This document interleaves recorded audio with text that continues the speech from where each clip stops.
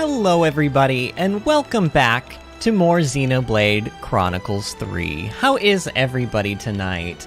If you are in live chat right now, go ahead and give me a shout out, let me know who is here.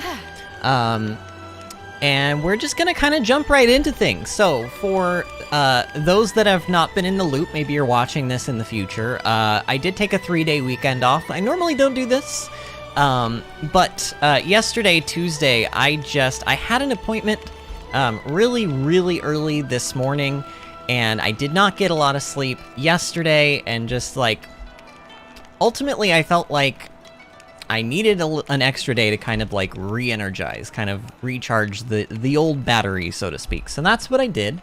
But we are back. On Saturday we did, if I'm remembering correctly, which I think I am, we did Ajera's Hero Ascension Quest. And tonight, the plan, based off of, you know, the thumbnail, is that I'm going to be doing Miyabi's Hero Ascension Quest. Now, I have kind of looked up ahead of time what the prerequisites are for Miyabi's Hero Ascension Quest, and basically, according to what I've read, I don't have to do anything, really. We apparently just have to take Miyabi to Miyabi Canteen in City, and apparently that will start the quest. There's no other prerequisites, and when I saw City, when I saw Miyabi Canteen, I was afraid momentarily that we were gonna have to do like all of the quests in City beforehand, but no, apparently we do not. So this is actually going to be an interesting thing, because normally I've just been doing one Hero Ascension quest in each stream, but I don't know how long. I don't know, this may be a shorter stream than usual, is kind of what I'm getting at. But we also have some other stuff to do. Also on Saturday, we got a quest from Ajera that involved Teach. So there's like, you guys remember, it is the Battle of Colony 11 for everyone except Ajera to fight to the death in blood and glory competition.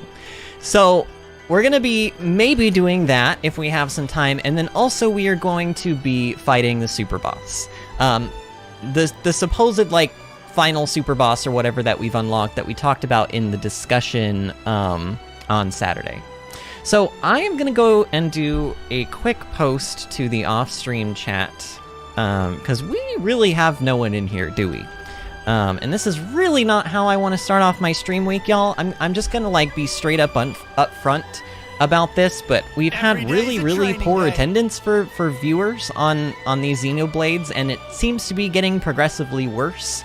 So if you guys are just really not enjoying the Xenoblade streams that much, then I need to kind of know that, because, like, I don't know, I'm having fun playing, but like, if this is just gonna get progressively worse until nobody is going, I'm gonna do a poke in the Discord server to see if anybody is around. Hey.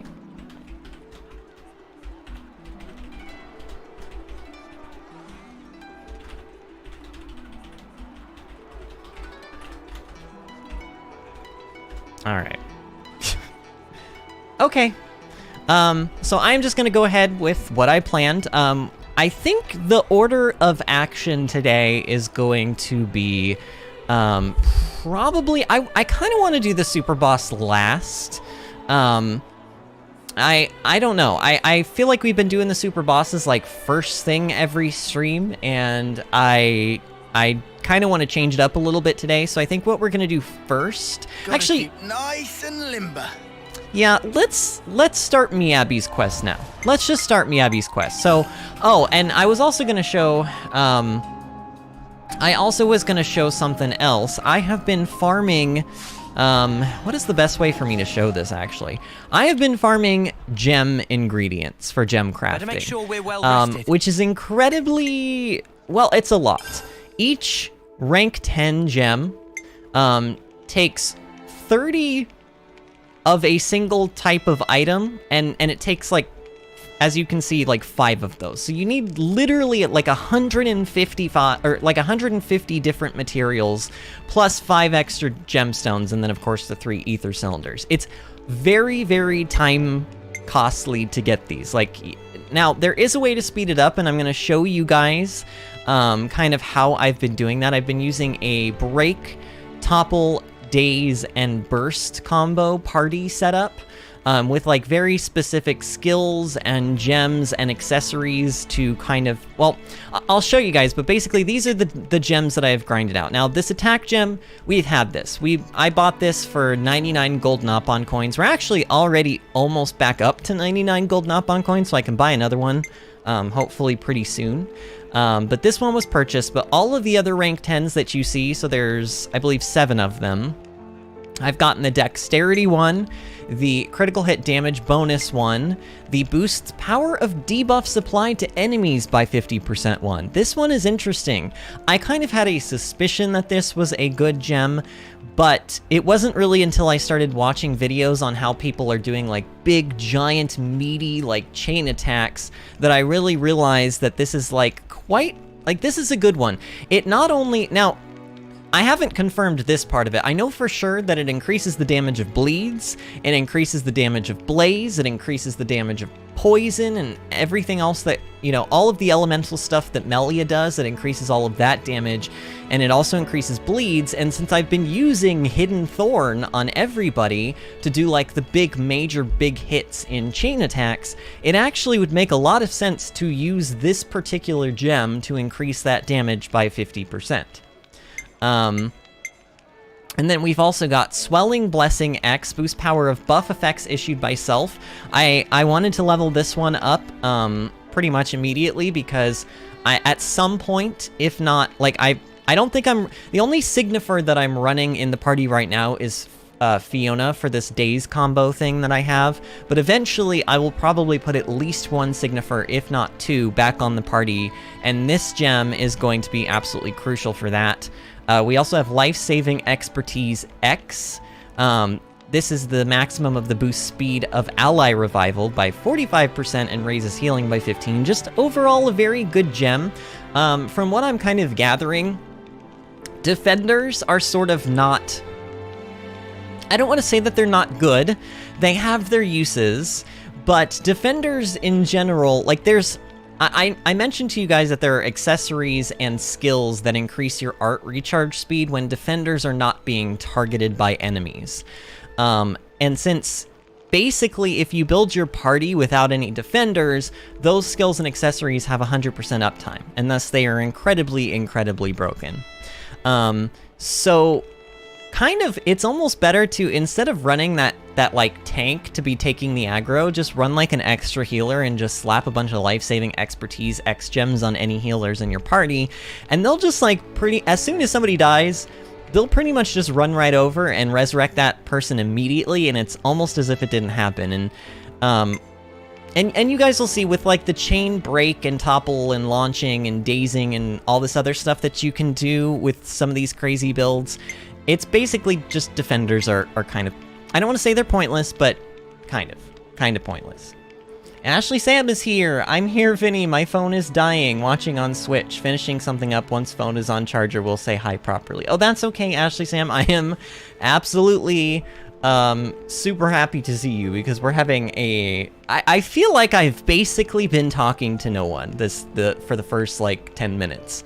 So it's been rough, but I'm glad to see you here, friend. How are you doing tonight? I mean, do whatever you need to do, and then you can come in and you can kind of like officially say hi to me and we can chat. And then of course I did upgrade the healing gem. I felt like if I am going to run a healer that's actually going to be doing healing, that this gem is probably maybe not going to be crucial, but it's still a good gem. So, I mean, eventually I'm going to upgrade all of these gems. That's the goal. Eventually I'm going to upgrade all of them to rank 10.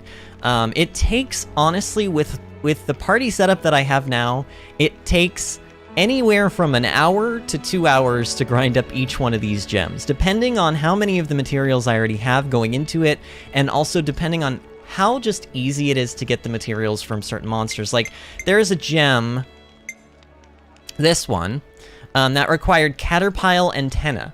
And apparently, the best monster to grind for Caterpillar Antenna is like a level, I think it was like a level 13 or a level 17 Caterpillar. So what I had to do was lower my level so that I wasn't just destroying it, because the goal is that you burst the enemy a bazillion times, and killing it is not necessarily great because then that's more time that you waste having to reactivate the enemy, blah, blah, blah.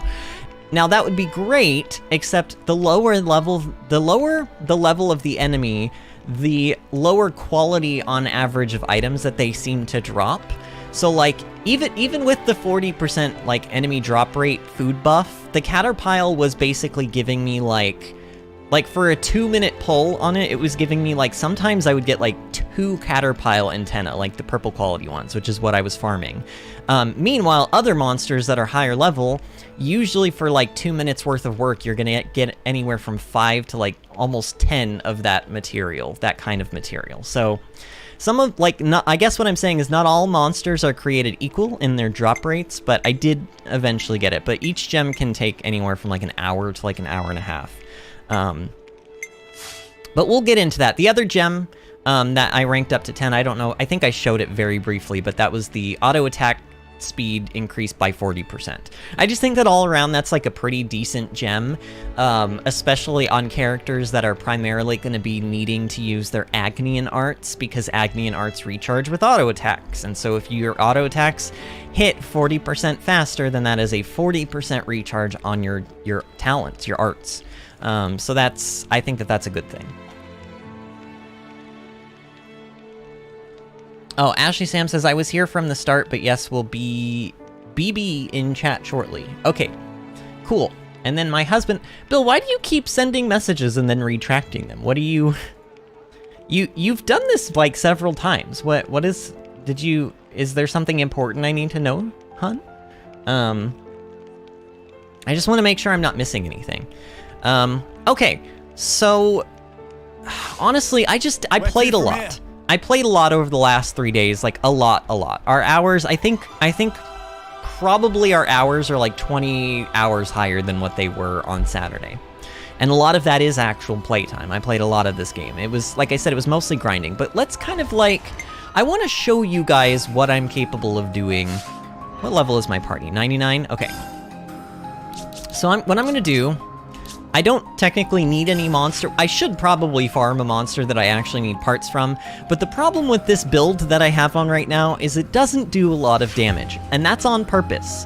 The reason you don't want to be doing a lot of damage with this like break topple days burst build is because, again, you want the monster to live as long as possible, so that you can farm like many materials. You're basically, you want to get off like dozens and dozens and dozens of bursts before the monster dies, and if you can only get off like 3 bursts before the monster dies because your team is doing too much damage, then that's not really helpful. There are multiple ways that you can achieve this.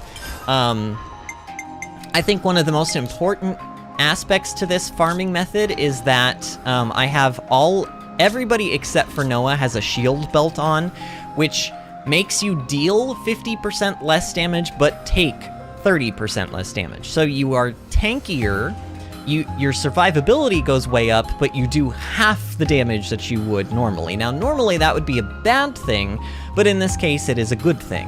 I also have this. This is what I was talking about before with the art recharge, Fraternal Badge. I have this, which boosts art recharge by 50% when non-defenders are targeted, and then there's also a skill that is attached to everybody that does the same thing. Oh, this also reminds me.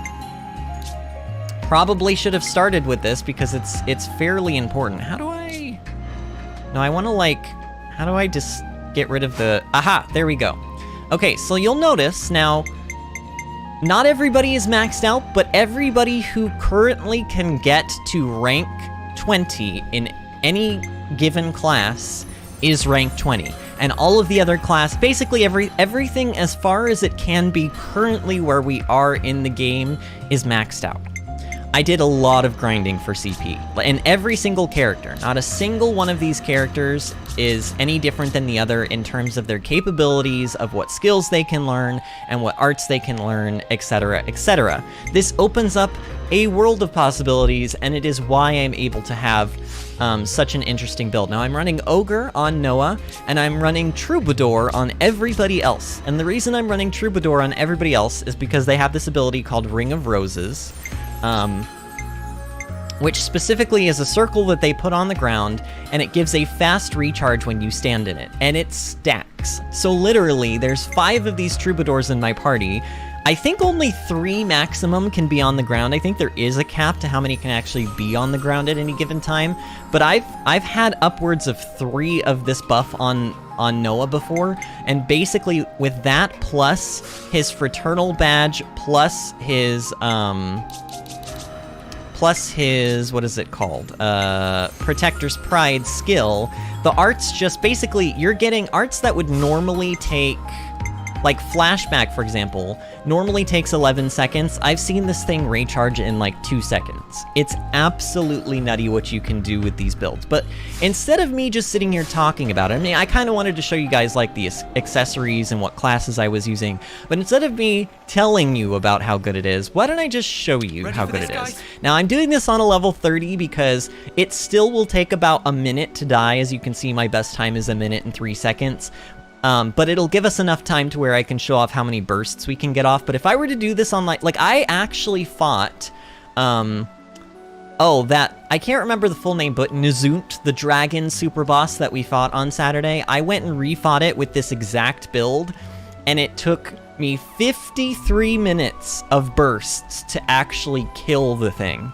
And it basically was on the ground, bursted, toppled, whatever, the entire 53 minutes. I left that fight with 99 of all of its materials. I had gained like 500,000 gold or something absurd like that, and also like 20 of each of the accessories that it dropped. It's absolutely incredible what you can do this. But here's a little mini version of what can be done.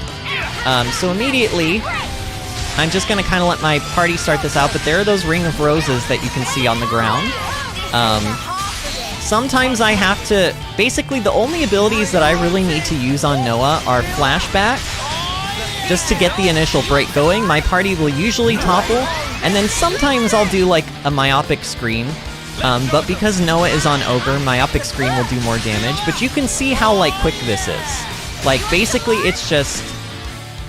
It's constantly on the ground. This monster's not able to do anything.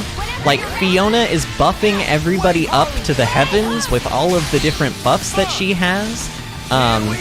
Like here, I'll use all of my abilities here, and then I'll stand in these circles just so you guys can see how absolutely, like, Flashback already basically recharged, and I wasn't even standing in the circles. But look at how fast Myopic Screen just recharged. Look at how fast Shield Bash recharged. That took like 3 or 4 seconds, maybe? Like, this is just crazy that you can do this. And the cool thing about this bursting combo to get materials is that once the monster goes under 50% health, it enrages. But the cool thing about burst is that when you burst a monster, it removes the enrage. So the monster's no longer enraged, thus, like, also increasing your survivability because you don't have to worry about monsters like being enraged and doing extra damage or having access to extra abilities or anything like that. It's just absolutely incredible what you can do with this. And I'm basically, like, I could literally also not, like, I could take, here, just so that you guys can see kind of how I've built my party. I'll take my hands off, and we'll just let the party do it. They broke themselves, topple. There's the daze, and there's the burst. I'm not playing right now. Like, they will continue to do this. The only real reason I would need to actually play is if I want to get out slightly faster bursts, but also to pick up the loot. That's really it. It's pretty crazy. Oh, okay. Well, normally this does not happen. This is kind of awkward. I will say that when you're fighting certain monsters, especially like flying aerial monsters, it can get a little bit annoying because if they go off the cliff edge, they kind of like lose the topple and stuff, and it can kind of mess with your farming. So sometimes you have to position your party in a way so that they're pushing the monster like away from the ledge rather than toward it. But for whatever reason, this unique monster doesn't seem to ever go off the edge, so... Kalis is here. Kalis says, I'm here, kind of. got sound off right now, just got out of urgent care because of ear. Ooh, how are you? Okay, so wait, if he has the sound off, he probably can't hear me then. Let me type to him.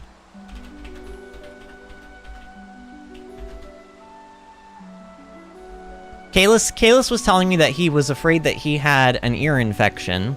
And so it sounds like he went to urgent care. I think he said the soonest that the soonest he could get a doctor's appointment was for like the 19th. So I'm hoping he just went to urgent care because he didn't want to wait. Not that it was like, I'm hoping he didn't have to go to urgent care because it was actually an emergency. It shouldn't have fallen far. Let's try looking. Disney says, oh hey, I'm not in tonight because I'm going to a Duran Duran concert. They're an 80s band, FYI, since I'm sure you don't know. Alright, Disney, well, you have fun, friend. Oh, and Kayla says, well, good news, it's not infected. Okay, cool. Well, that is good news, then. Wait, so then, if it's... Can he even hear me? He says he doesn't have sound on, so... What did they say was wrong if it's not infected, though? Because if it's not infected, then... Because he said he was pretty sure he had an ear infection, which would indicate that he was feeling discomfort or pain. I mean, I'm glad he doesn't have an ear infection, but now it's always a double-edged sword when you go to a doctor and you're not feeling well, and they tell you that, like, the worst is, like, you know, you don't have an infection or you don't have cancer or whatever, you know, they tell you that kind of news, and it's like, well, great, but then why am I in pain? Why am I hurting? Like, you're telling me nothing's wrong with me, but something's still clearly wrong with me. Like, it's almost better to get bad news at a doctor, because you're not going to a doctor to be told that nothing is wrong with you, you know what I mean? But maybe that's not what they said to him. He says, turns out that it was very deeply impacted, which was causing extreme pain and nausea. Whoa! Wow! I didn't realize that was a thing that could happen. When I get home, I'll have my earbuds and can chill. I'm sorry I'm typing to him. I'm saying, nice, and wow, Kalis, that is a whole lot of earwax. Huh? Hey, did you guys hear something? I'm assuming when he says deeply impacted, he means like with earwax, right?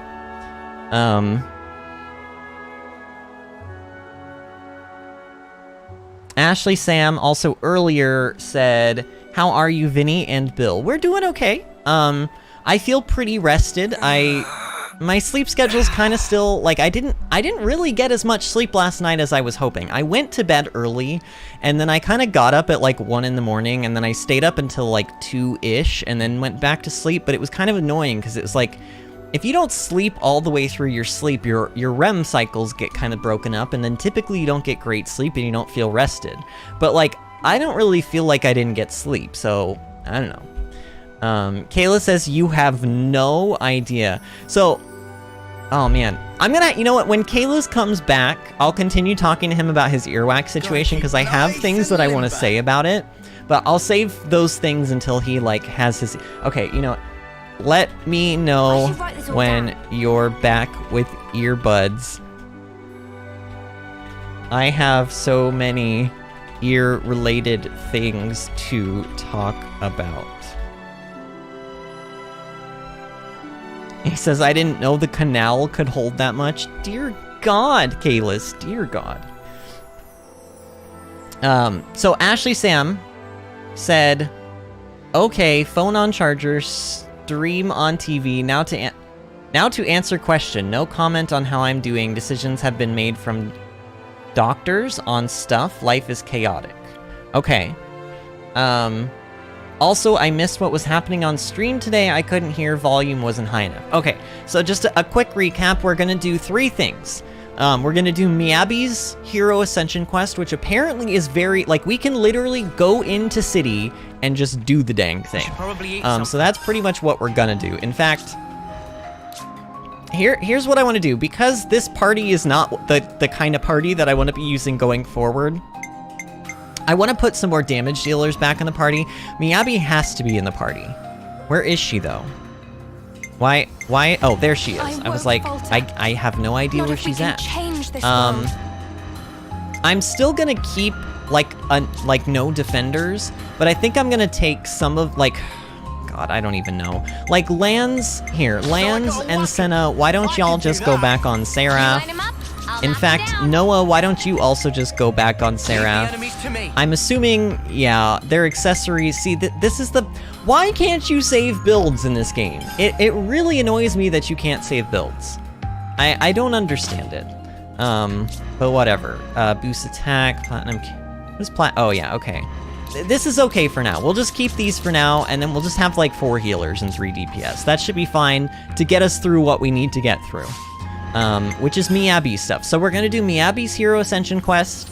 We are going to go after that final super boss. I'm assuming it is the strongest monster in the game. And then we are also going to do the... Everyone in Colony 11 battles to the extreme death to see who is the best of the best, except for Ajera, who is not going to be battling in Colony 11 because she's already better than everyone else. Festival. We're going to be doing that one, I think, assuming we have enough time, which I think we should have more than enough time to do it. And yes, before somebody asks, that is the official name of the quest. Don't you tell me otherwise. Okay, where the heck is City? I can never find it anymore. I can never find City. Okay, one of these question marks is Miyabi. I think it's this one. Because I'm pretty sure the other one is Samon. Grammar Police is here. Hello, Grammar Police. How are you doing tonight, friend? Thank you guys for being patient with me, for taking my extra day off, by the way. I know we normally do not take Tuesdays off, but I just really felt like I needed that extra day. Truth be told, it's kind of a combination of just like a lot of life stuff, a lack of sleep, a lack of like generally just taking care of myself, and also the streams have been, now we're doing okay now, but like the streams have been kind of rough recently in terms of viewership, and so I've just been kind of like, I'm really having, I have fun once we get here. I'm not gonna lie, I have fun once we get here, but it's kind of hard to push myself to stream when I feel like nobody is gonna be there to watch. It's a little sad, actually. I know that people have stuff going on in their lives right now, and that contributes to it as well. But it's been kind of rough. We've literally gained no subscribers in like 4 or 5 days, and we were gaining anywhere from 2 to sometimes 7 subscribers a night when we were doing Stardew. So this is very like disheartening for me to kind of go through. I hope you guys understand. It's just I needed that extra day to kind of like, I think, get myself in a better situation mentally. It is, however, making me question whether or not I want to do Xenoblade 1. Because, like, Grammar Police, I know the other day you said that you would love to see me play Xenoblade 1. And I assume that everybody who has been watching the streams, Ashley Sam, Kalis, Grammar Police, Disney when she's not working or, like, at a concert or whatever, everybody who's been watching consistently, Toxic Donut, I assume you guys would all continue watching Xenoblade 1. But I also want the channel to grow. Like, I want us to be meeting new friends, too. Like, I want new people to come in, and, I mean, like, Grammar Police, like, you're new as of, I'm pretty sure, like, the Origin episode. So, like, that's great. I'm glad that we got somebody new in here, and I want that to continue happening. And sometimes, some days, it just feels like, I don't know, it feels like either everybody on YouTube is just watching all of the bigger streamers play Xenoblade 3, or maybe, like, honestly, you know, Xenoblade, as much as I love it as a series, it's not as popular as I think every Xenoblade fan wants to believe it is. Truth be told, the last time I looked at the sales for Xenoblade 2, I think it had sold about 3 million copies, which in terms of Xenoblade in the United States is, like, very good. It sold very well compared to the first game. Because when the first game came out on the Wii, it was like, nobody in America really knew what Xenoblade was, TBH. It wasn't really, honestly, until Chugga Conroy did his Let's Play of it that I feel like it started gaining momentum in the United States, and then when it came out on the Switch, there was already a big enough fan base that, like, it sold a couple million copies, and that's great, but let's take a shift over to, like, Stardew Valley, for example, which has sold something like 25 million copies worldwide. So, like, you know, as much as I love Xenoblade is there's a reason that Stardew was growing the channel much faster than Xenoblade, and I think it's simply just because not enough people know about Xenoblade, and a ton of people know about some of the other games that I've played, and there was just more of an audience. So, I don't know. I know that this is kind of a droll thing for me to talk about, and you guys are probably sick of me talking about it, but it really has been affecting me lately, so I feel like being truthful about it is better than lying to you guys and saying, oh, I'm having the most fun ever. Some nights are rough. That's not to say that I'm not having fun. I love this game, or I would not still be playing it. I would have moved on to something else if I wasn't having fun with the game. It's just the streams have been a little bit rough.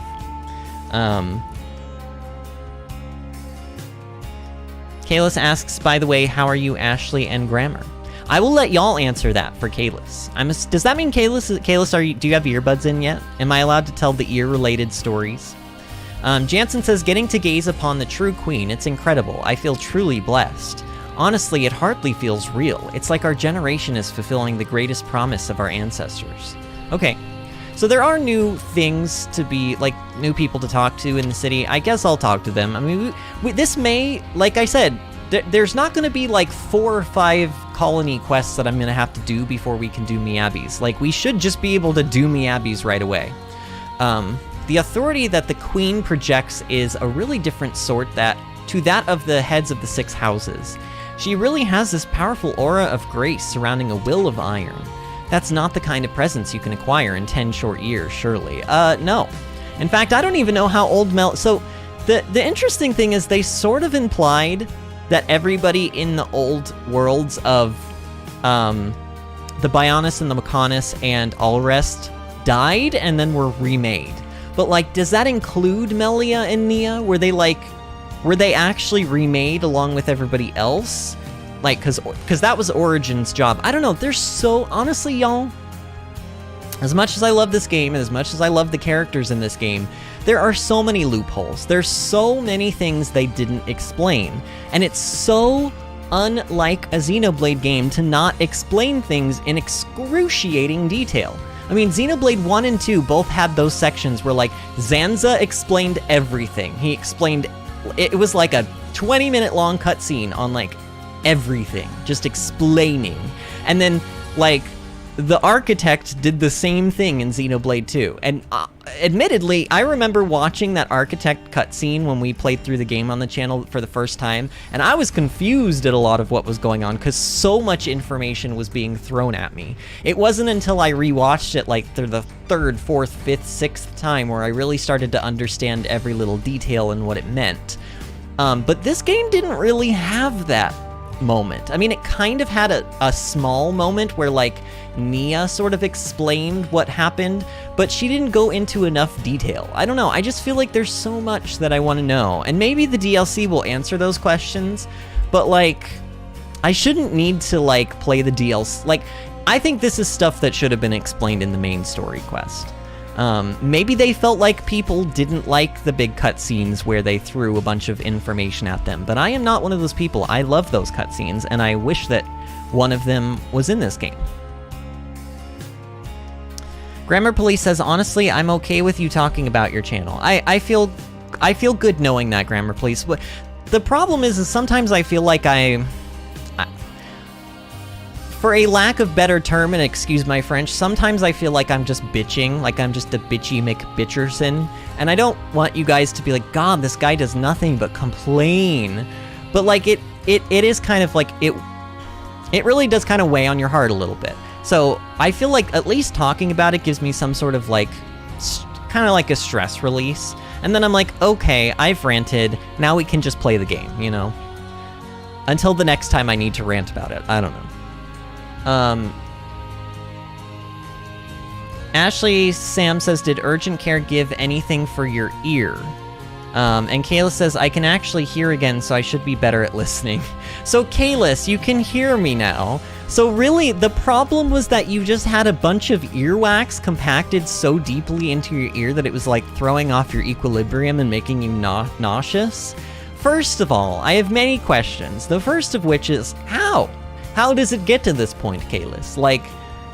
Look, I know you're not supposed to use Q-tips, and in fact, I'm sure what you're going to tell me is that your doctor yelled at you saying Q-tips are probably the reason that you had such compacted, like, eardrums or ear canals or whatever.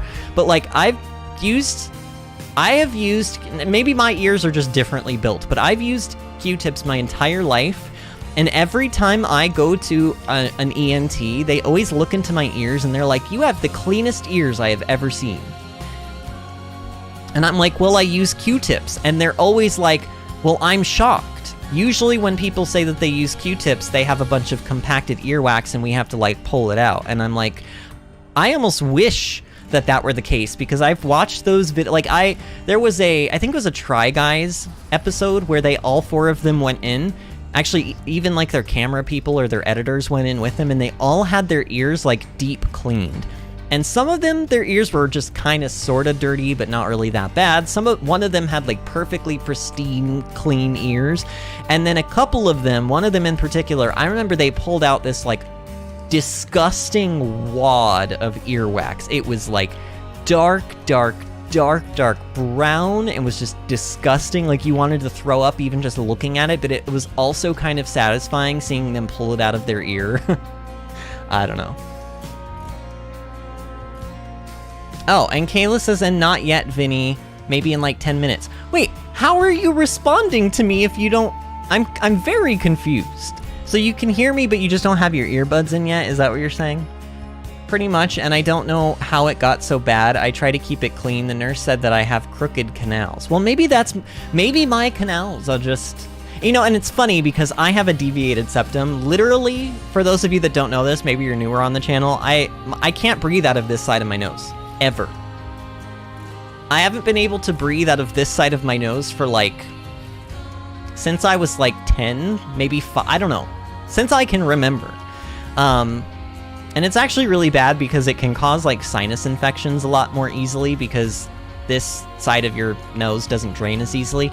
So it's ironic to me that, like, my ear canals would be beautiful and not crooked, considering how crooked my nose is. So I guess, like, I've got the crooked nose and you've got the crooked ears. Ashley Sam says, Vinny, your passion for your stream shows when you talk about it. Most will probably understand. Ashley Sam, thank you for that. Thank you. I think I needed to hear that. Honestly, like, thank you for that. I mean, I love this channel. I would not have come back to this channel if I didn't love doing it, you know? I told Disney, you know, because Disney, for those that don't know, she was the reason I came back to this channel. I used to just do pre-recorded stuff, like 5 years ago. We had, honestly, like, a lot of series on the channel before I left, and, maybe it's a little bit sad to admit this, but from time to time, I would go back and I would rewatch my old streams. Like, I would especially go back and rewatch, like, Breath of the Wild, because it was a time in my life when I had, like, a ton of fun doing something that I loved. And also, it's, like, a really cool way to get to, like, re-experience one of your favorite games, like, sort of recapture that moment of, like, brand newedness that, you know, like, when you first play, like, when you play through a game, and you're like, wow, this was, like, the greatest game of all time, I wish I could wipe my memory and play it again. Well, I can sort of do that. I mean, not really, but I like, capture my first reactions, and so it's kind of, like, I just love doing this, and so I guess it's just a shame, because I wish YouTube was more supportive. Really, you guys are great to me. My husband is great to me. Like, everybody's really good to me. Everybody who's here is great to me. It's YouTube in general.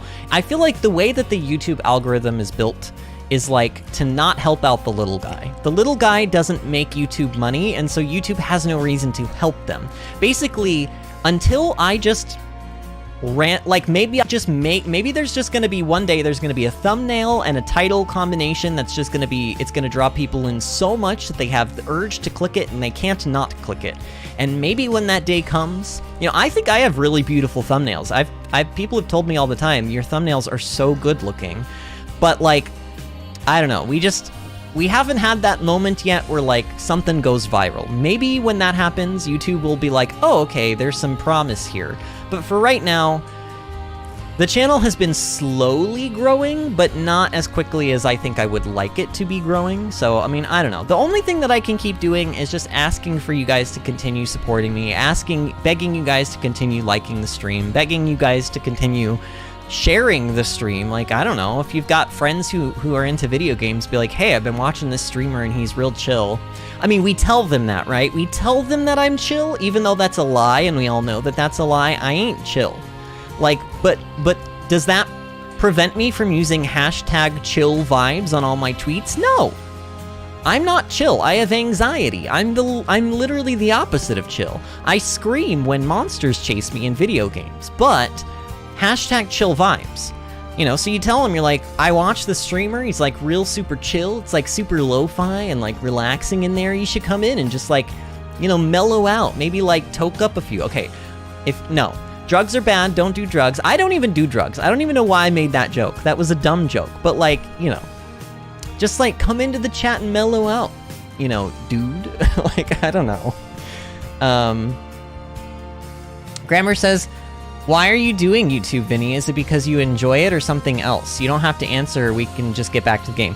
We should probably get back to the game, but there's two big reasons, okay? The first and foremost reason, and I've talked about this before, is that I feel like gaming, it is becoming a bigger thing in society nowadays, which I think is a good thing, but gaming has a lot of flack for producing, like, violence, I guess?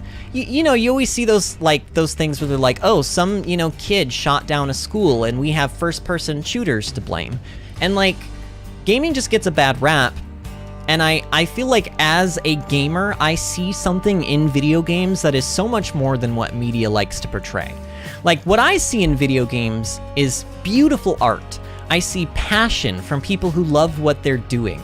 I see, like, how is a video game, especially like Xenoblade, different from like reading a novel? In fact, I could argue that like with a novel, I have to use my imagination to create the visuals and the scenario in my head, but in a video game, I get to actually be in it. I get to move the character around. I get to be immersed in it, to actually be a part of it, to decide potentially where it goes and what happens within it.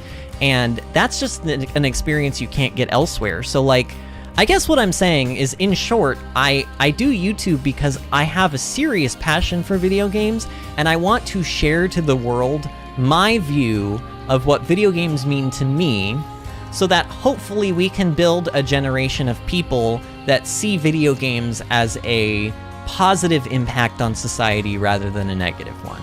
Like, I mean, I've even proven to y'all on many occasions that video games are educational. I mean, honestly, half of my vocabulary that I know now, I would not know if it weren't for video games. Like, I knew what a sextant was. I don't know when it came up, but it came up in one of our streams. I knew what it was, and I only knew that because I learned what it was a long time ago in RuneScape, of all games. But it's like, the little things that you learn about the world, even just through the lens of a video game, is, like, incredible. So I just think there's so much there to be gained, and I just want to be a part of the movement to, like, bring it into people's lives and to, like, I don't know, just inject. I also want to inject positivity into it. I do think that there does, especially in certain games like Overwatch, World of Warcraft, MMOs in general, there tends to be like a higher rate of toxicity in those kind of communities of people. And I think I want to show people that, like, hey, you can play these games and enjoy these games and still be like a good, positive, like, semi-non-toxic person. I mean, I don't know on the scale of toxicity how toxic I am, but I try to not be. Okay, that was a really long first reason. The other reason, too, is, like, right now, my husband and I are kind of in a financial situation where we're lucky enough that we don't have to work full-time jobs to be able to, like, live and eat and everything. But eventually, like, the nest egg that we have built up is not going to last forever, and I do want to contribute to my household financially without having to work a soul-sucking 9-to-5 job. I have worked 9-to-5 jobs. They have to be done. They're very important for society. I don't think I have the backbone for them. I don't think I have the stamina or the soul to work like I've worked retail jobs. I've worked in food service before. you know, I just don't think I have what it takes to work a job like that. So if I want to contribute financially, I have to find something that eventually can make me some money down the road, but that I love doing. And this is kind of the path that I'm choosing right now. So I really am hoping that this takes off. I'm hoping that we can get to a point where maybe we can start monetizing the videos, or at the very least, like, open up a tip jar so that people can be like, hey, nice stream, here's like $2 or whatever. Because then I can at least say that I'll be contributing financially. So those are the two main reasons, but I would say 80% of it is the first reason that I gave you.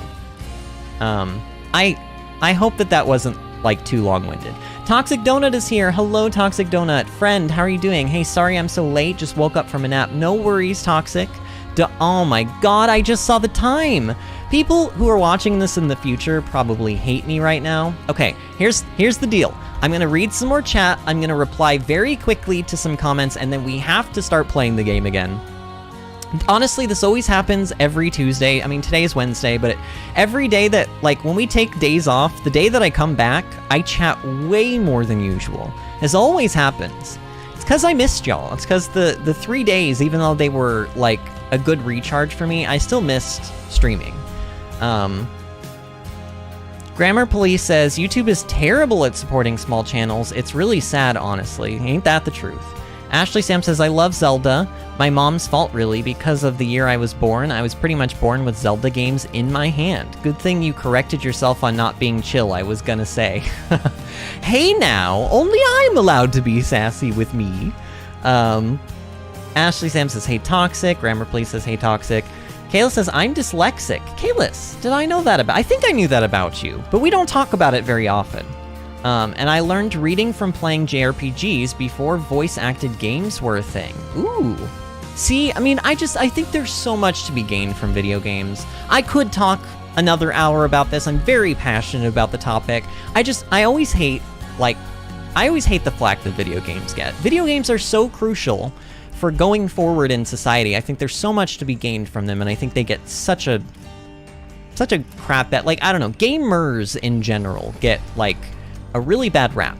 And honestly, there's some truth to why gamers get a bad rap, but honestly, it stems from certain communities of certain games. I don't think it's every type of game. Like, you can very clearly tell that, like, in general, like, the Stardew Valley community, like, they tend to be a little more supportive and less toxic than, like, the Overwatch community, or, like, the League of Legends community, or the World of Warcraft community. That is not to say that everybody in those communities are that way, and I know plenty of people in World of Warcraft that are the sweetest, most supportive, and non-toxic people I know, but that's why I kind of want to fight against it, that's all. Kayla says, and I believe that there's a few studies that suggest violent games actually reduce violent tendencies. I have seen those studies as well. You know, and I think, especially as I've gotten older, when it comes to studies, you know, I think we need to believe in science. I think science is definitely the way to go forward into society to progress the human race. But I will say that I always take studies with a grain of salt, because technically nowadays anything could be called a study.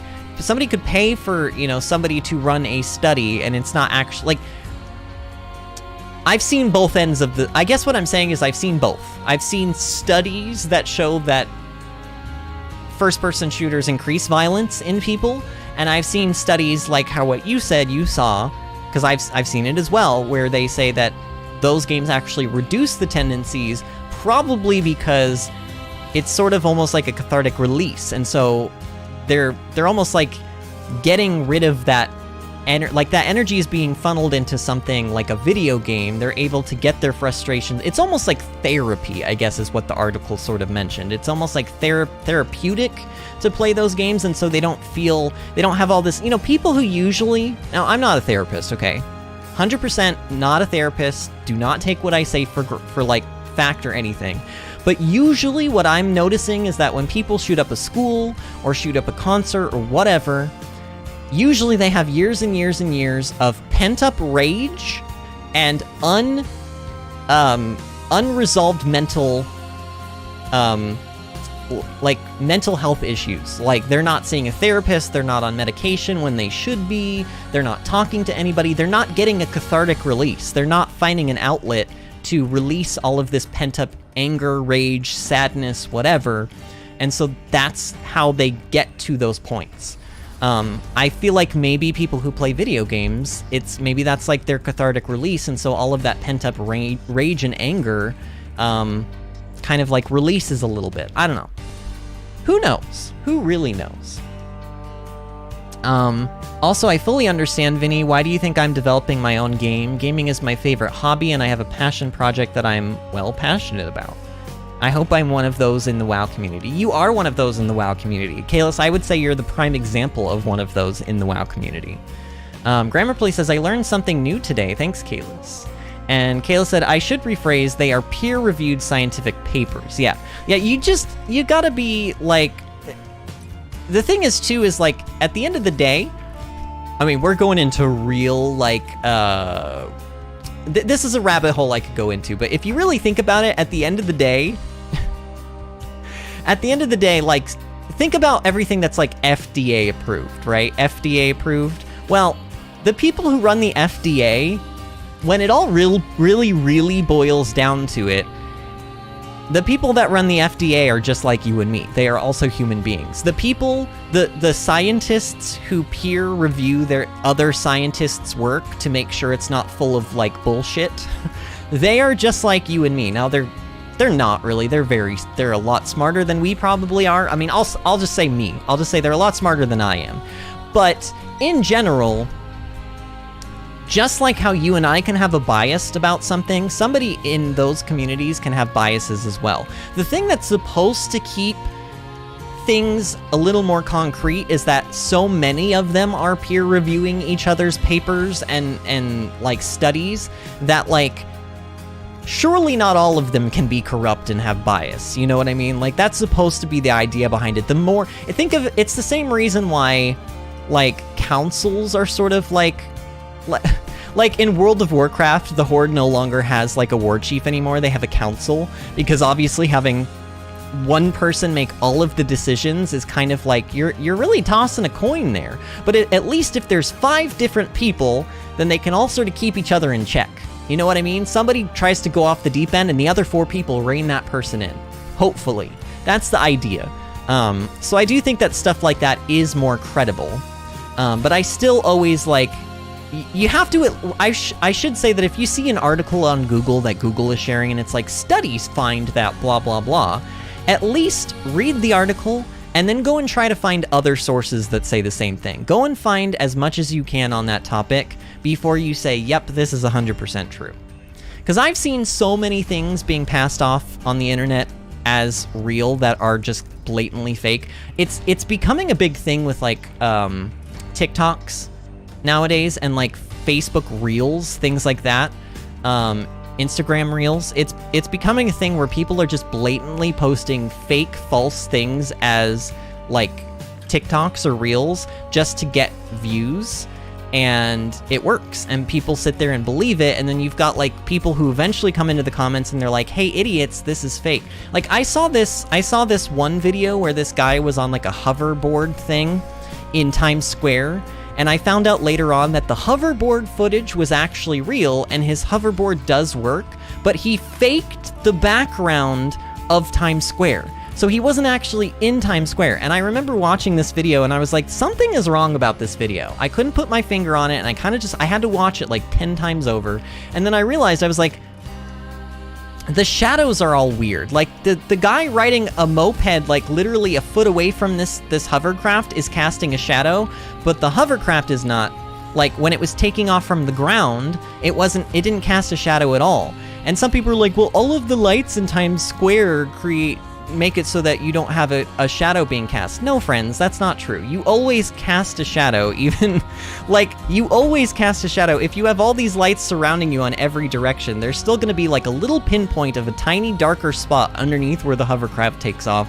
That wasn't there. And, like, eventually I found out that it was confirmed that it was, like, for whatever reason, they faked the background. I guess maybe to draw more people's attention. Like, also, it would be illegal. You can't fly you can't even fly drones in Times Square. Can you imagine what the police would do if they saw a man flying like a hovercraft through Times Square? That guy would probably be shot down. Not even just arrested, but like they would probably kill him on the site. Unless, you know, the only way this could happen is if he worked it out with the police department ahead of time. So, I don't know. Just crazy stuff is on the internet, and I'm just saying don't believe everything you see, friends. Don't believe everything you see. And if you do want to believe it, at least do some further research into it to make sure it's not fake. Let me tell you something about the FDA. They have a label that literally says this product contains acceptable amounts of insect and rodent parts and or droppings. Ew. I probably could have gone my entire life without knowing that, and I might have been okay. Okay, let's start this quest. We need to at least get this done. I know. Now, I'm okay with the fact that we've just been blabbing. Maybe people in the future, I don't know, you guys, we actually have 10 viewers in here and you guys haven't left, so maybe you just enjoy me ranting about stuff. Maybe I should do more rants about things, but, we need to actually, like, I don't know, play Xenoblade Chronicles 3 today. It seems pretty lively over there. What's the occasion? There's supposed to be some kind of cooking contest. Maybe they're preparing for it. Someone say cooking contest. The sounds that come out of Manana from time to time. They'd let me participate.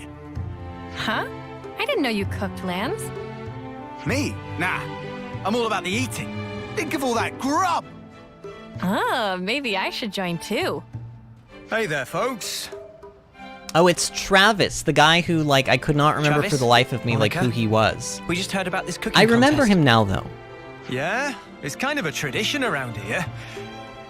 You know how the world is. Can't set foot outside without putting yourself in danger. True. People are going stir crazy, all shut up with nowhere to go. They Because need of a bit COVID-19? light entertainment to diffuse some of that stress.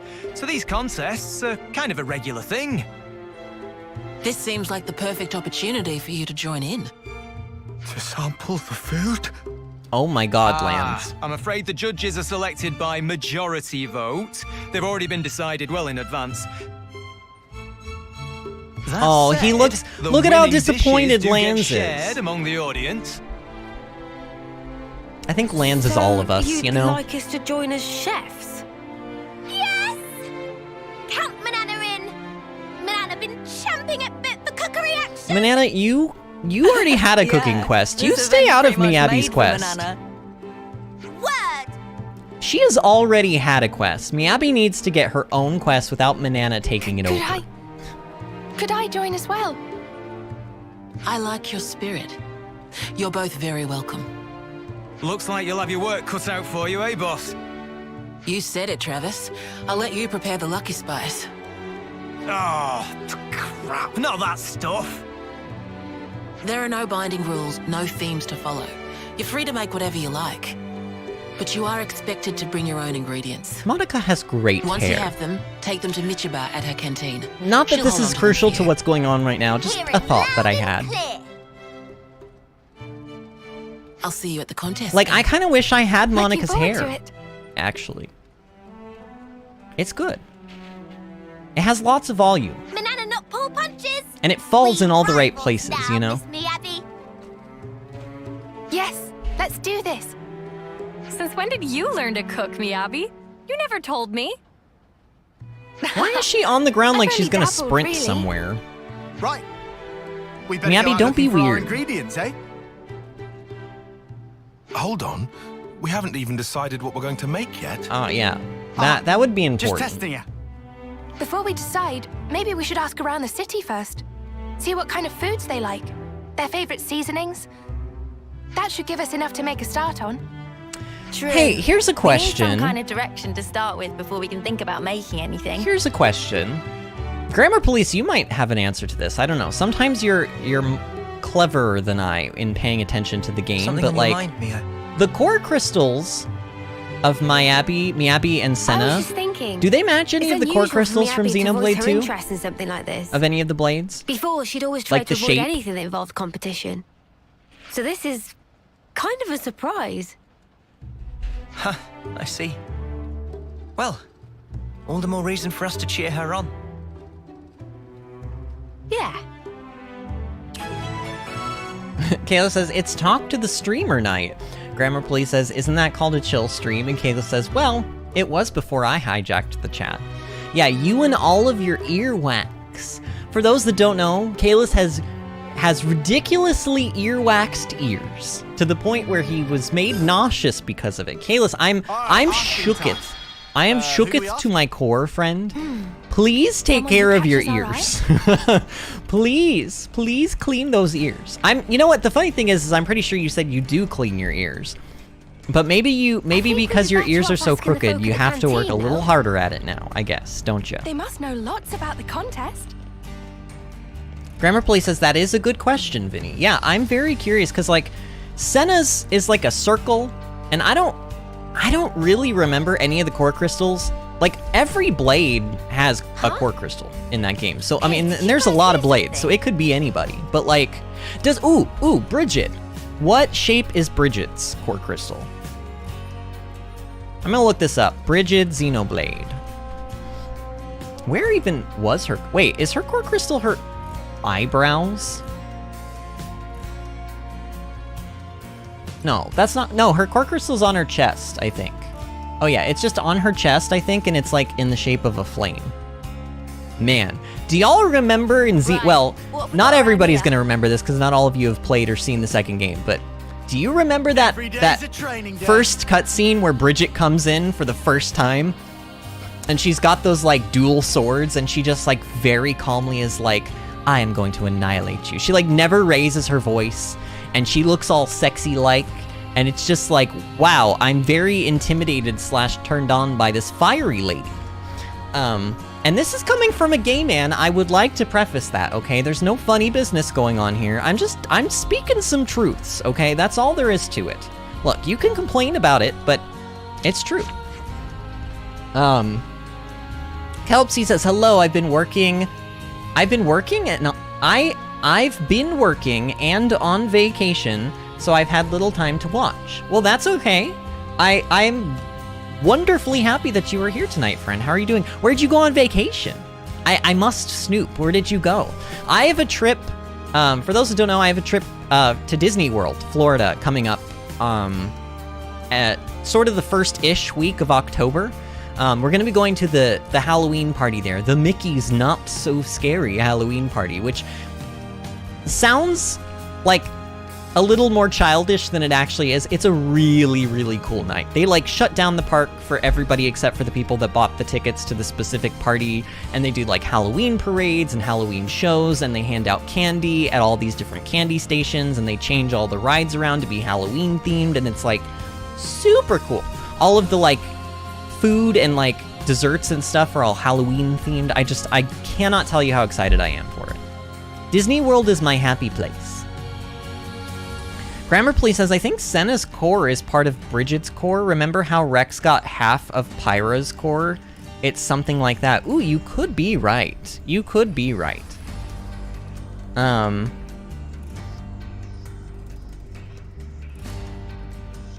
Oh, and Kalis says the sad part is I do. I think Kalis means that he does clean his ears.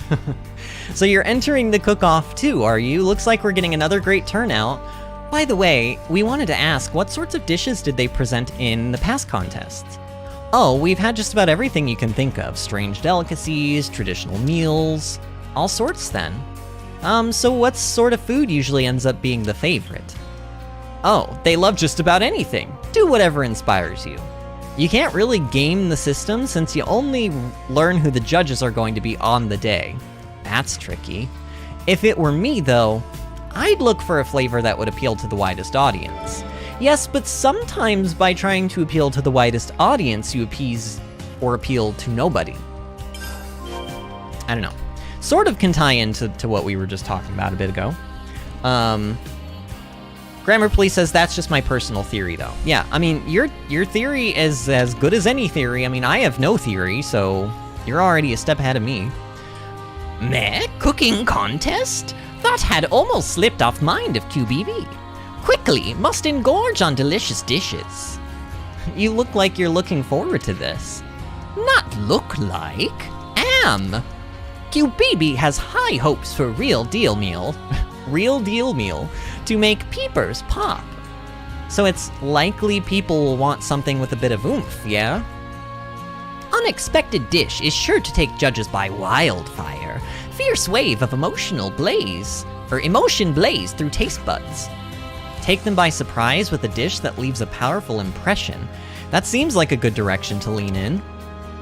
But whatever is presented, QBB's still perfectly happy as long as meal is tasty. So you don't even care. Well, I do see where you're coming from. So food is food to QBB, basically. Grammar, please, says I have to look at some Xenoblade 2 blades for that first question. Let me see. Yeah, you go through them. I mean, I would be doing the same thing if I, didn't feel like I need to get a move on here. Thank you for what you did at Corn Island. Gondor and the Ouroboros candidates have really grown by coming into contact with you guys. Given any thought to Jansen yet? That will have to wait.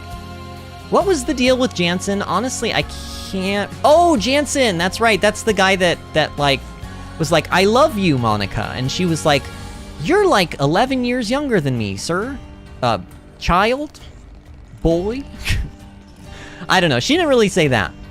But I was questioning the age difference. I mean, honestly, I cannot speak. Really, my husband and I, we have a big age gap. So, in fact, I should be, if anything, I should be speaking forward and say, love who you gonna love, you know? Unless they are illegal or underage, in which case, please do not. But in other situations, if they are of legal age, I don't care if your husband is 80 and you're 40. Like, you do what you need to do. Literally and figuratively. Because honestly, you only get one life, and you should probably live it the way that makes you happiest. That is my opinion. Okay, so we need to talk to 2 more people, but okay, there's one off in this direction. I probably could just teleport, but I don't know. I love walking through city. I think this place is so, you know, it's weird because it's very industrial here. And normally I do not like industrial places in video games, but I think this place is really peaceful. I think for being stuck inside, this giant metal bubble, basically, this would not be a bad place to live. They even have trees here. Although I will tell you, I have no idea how these trees are growing. This is not how trees or plants or grass work. Unless they had, lights on these things, which it does not appear that they do. There are lights here, but they need, actual... you would need actual LED, not LED, but, UV. You would need, actual UV lamps to keep your plants happy enough to grow inside. Shania, why? Nisik? Go pester somebody else if you got nothing else to do. Who is Nisik? I see some relations have changed. What can you fill a 50-page apology with? Oh, is Nisik one of the people that, oh yeah, Monica... So this is one of the Ouroboros candidates who went off and did the stupid thing, and Monica was like, now you're gonna write me a 50-page apology page. And this might have even been the guy that was like, wait, 50? And she was like, do you want me to make it double? And he was like, no ma'am. And he stepped back in line. Not quite done yet, eh? Best of luck, mate. Oh man, Lance is poking fun at him. That's kind of mean, Lance, but honestly, maybe deserved. Maybe deserved. People were saying or deserved, I don't know. Before. Oh, people are saying Rosanna, this person won the contest before? Okay, well, let's talk to them then. Are you taking part in the cooking contest as well? I look forward to seeing your entries. Yeah, we're gonna rinse this competition. Lance, you can't just say that kind of thing to people. About that, you wouldn't happen to know what kind of ingredients are popular around here, would you? Well, the city folk are quite partial to big, hearty meals. You can't go wrong with that. Why is she helping us? She's the competition. Why would she be helping us, you know? I feel like she's hearty, eh? We're always busy doing one thing or another, perhaps that's why. We like our meals with punch and in large portions. I mean, honestly, I think what she's saying here is probably true. I don't think she's lying, I just don't understand why she's being so nice to us. Yes, I can definitely see that being popular. It's just my opinion though, can't speak for the whole city. But anyway, good luck. She's very nice. Rosanna's very, she's very, gorgeous. She's very, must be making some she shows good sportsmanship. I guess that's what I'm saying. I've known Jansen for years now, so I knew about his about his big brother and Monica. Wait. I thought Jansen was the one that liked Monica. Is Jansen not the one that likes Monica? To think he's felt that way about her ever since he was a kid. Ah, my heart gets all stirred up thinking about it. I hope I get to experience such a colossal romance one day too. Okay. What is going on? Where is... Okay. Monica, where are you? She's like... somewhere over here. I see Nisik. Where's Monica? She's gotta be near... God, there's so many faces. I'm like... I don't even know where to rest my eye. Ah, there she is. Okay, so Monica... And then Jansen is... Where is he? This is him. Yeah, Jansen is the one. So wait, why was she talking about Jansen's big brother and Monica? Did you guys read... Did I read that correctly? She said Jansen's his big brother and Monica. But Jansen is the one that likes Monica. So why did she even mention the big brother? I don't know, weird. Very weird. Man, I love this. You know what I love about this affinity tree? It doesn't just tell you whether or not somebody likes or loves somebody. It gives you, like, detail. Like, let me find some specific examples, but, like... Yeah, like, so here, it doesn't just say, you know, Guernica is indifferent with Hiwa. It says, Guernica and Hiwa are part of each other's... Like, Hiwa is part of Guernica's squad. So, like, it actually tells you something a little bit more about them. And some of the other things are like, look at this. Hollis to Garrett says, good grief. Romero to Garrett says, wants approval from. It like, gives, like, disagrees with, and there's, like, even a little, like, special made, like, sad face there.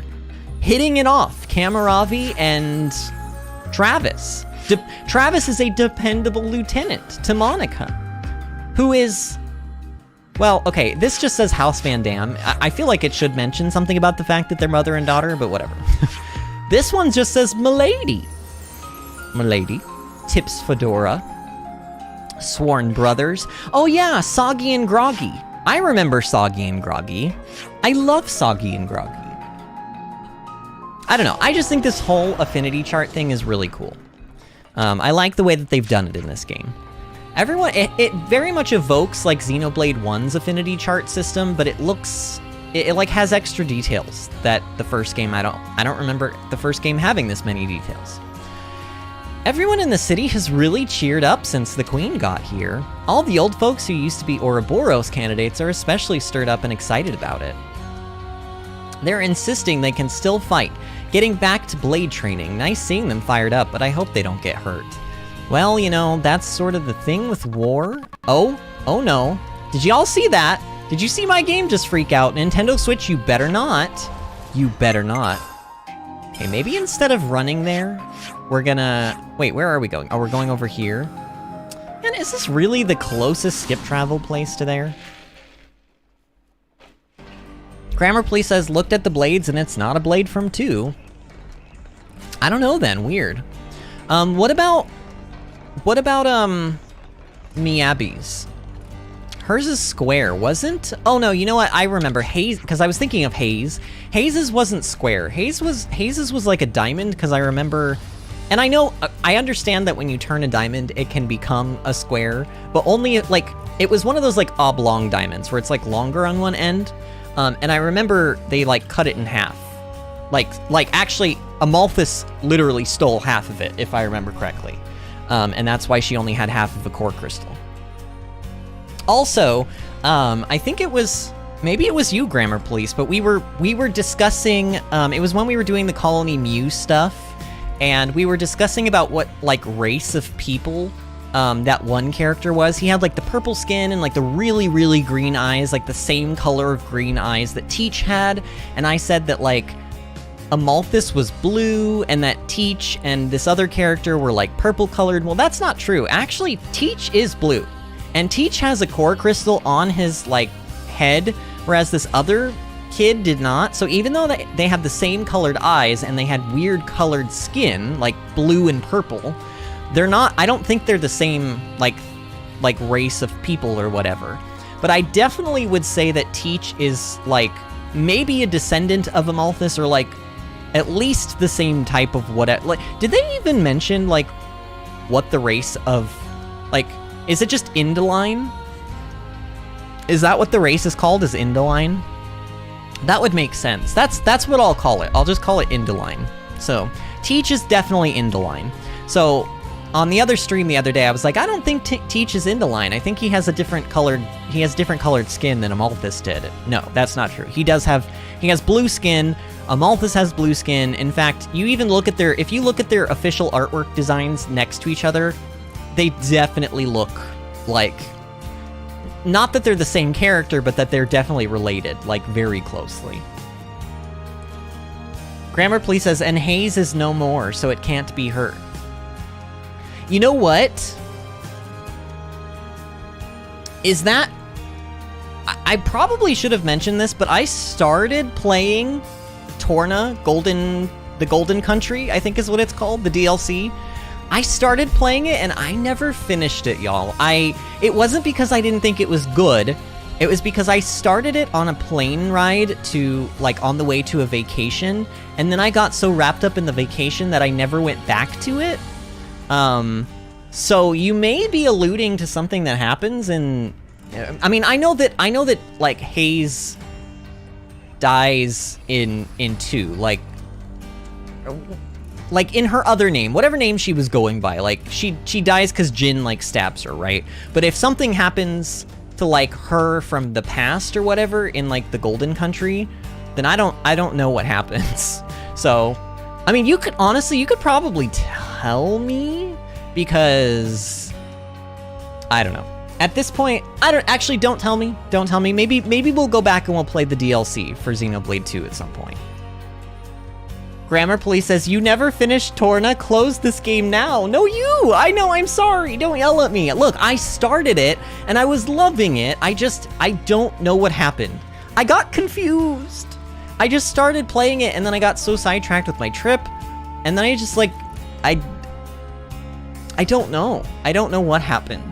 You know what? I think what happened is I started playing it, and I was enjoying it, and then I got sidetracked, and then I probably did want to go back and finish it, but I think that might have been around the time when I was thinking about coming back to the channel, and I probably said to myself, you know what, instead of finishing this, like, I'll save it for if I ever go back to the channel. I think that's probably where my mindset was, because honestly, even though I did do another playthrough of Xenoblade 2 after our original Let's Play, I will tell you that a lot of the time when I was playing through it, it just made me sad, because it made me miss, like, doing the channel.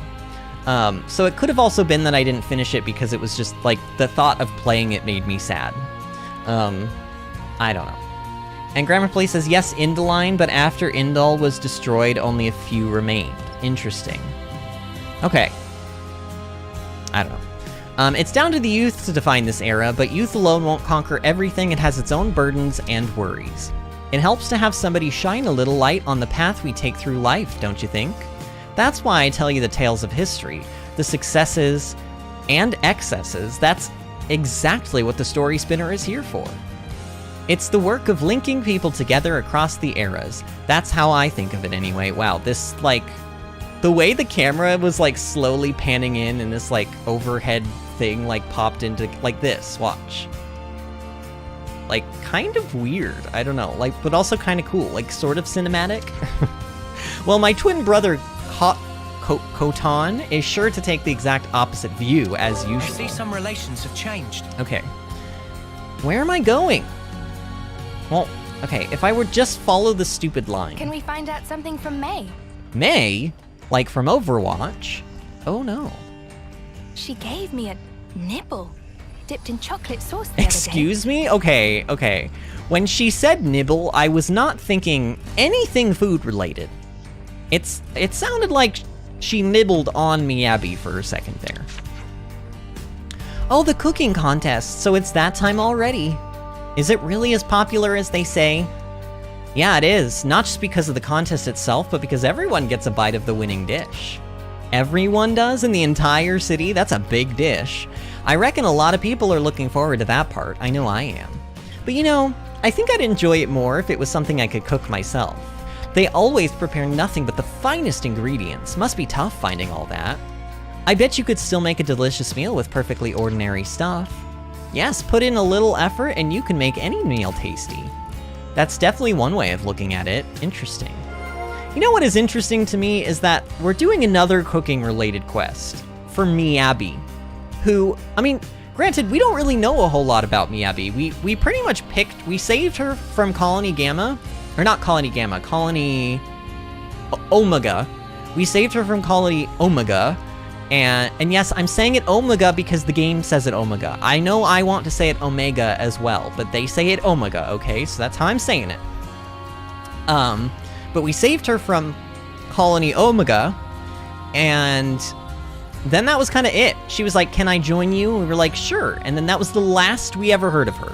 So really, we don't even know that much about Miyabi. We don't know anything about her personality. Maybe she does like cooking. I mean, obviously it sounds like she's interested in this, so... Thanks, everyone. I just think it's a little We've heard from weird lots because of they people use now. cooking as like the thing that Okay, defines do we wanna go Manana. through it all then? So it's weird that we're doing like another cooking related quest, but maybe this will turn into something different. I don't know. Oh, we just have to discuss this now. Okay. Actually, let's go discuss it at the canteen. What better place to discuss the cooking contest than at the canteen itself?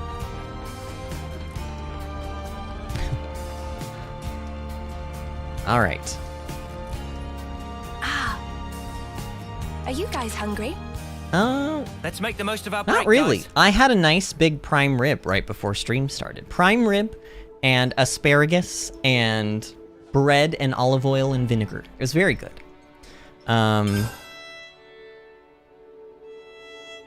Cooking contest. Could you Okay. all come round for a second? Everybody hydrate before you dehydrate, by the way. Everybody's super excited for this contest. Most likely they're excited about getting a taste of the winning meal. Hey, Miyabi, can I ask you something? Sure. You didn't enter this contest just because you wanted to win, did you? No, I didn't. It's because I feel indebted to the people of the city. I wanted to take this opportunity to show them my appreciation. Aw, how sweet! That's just like you. Yeah, you haven't changed a bit. You've always been like this. Regardless of ulterior motive of Miyabi, Manana is in it to win it. We'll not hesitate to clash with full force of Manana might. That's totally fine, Manana. Give it your all.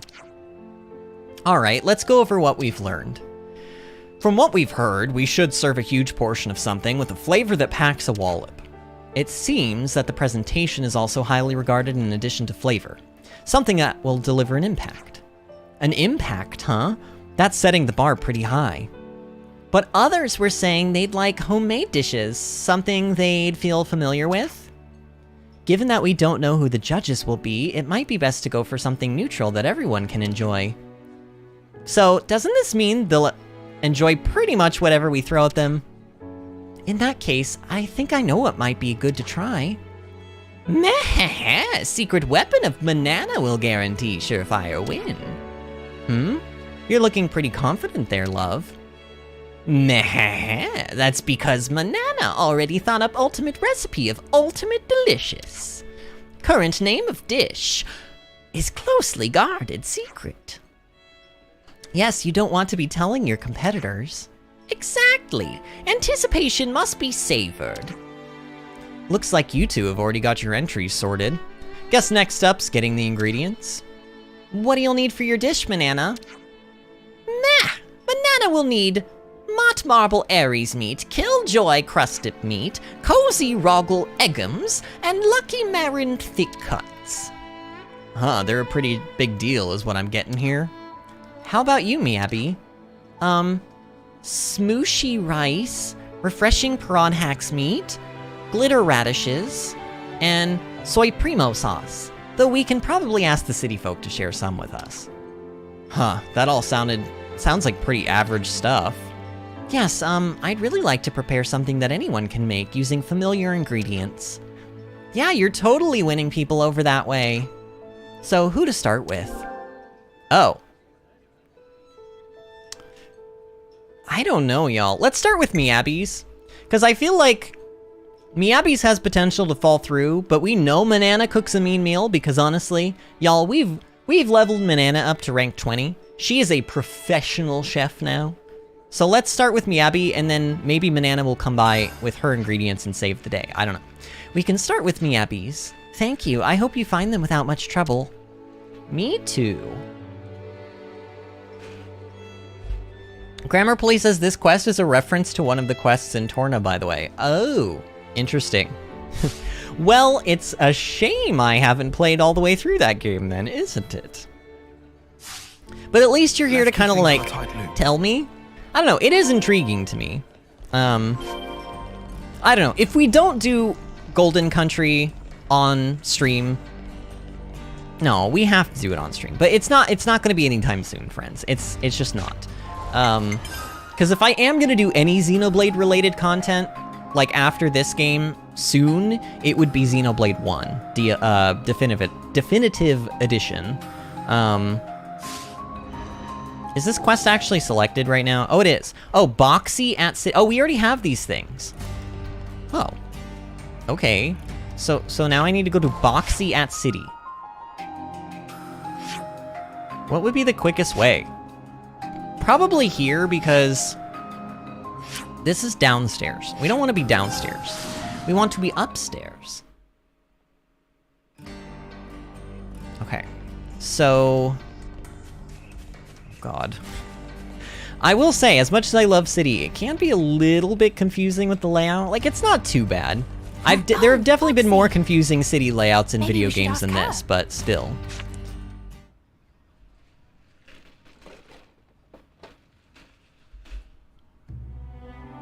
Boxy! Oh, hey, Miyabi. You're with your friends today? I don't think we've met Boxy, Yes. have we? Sorry if we're bothering you. Not at all. Not at all. Always nice to see you. So what brings you here? Actually, I've decided to enter the cooking contest. Oh, really? I'd like it if you came. I'm going to try as hard as I can. Sweetie, I would love to. I'll be cheering you on all the way.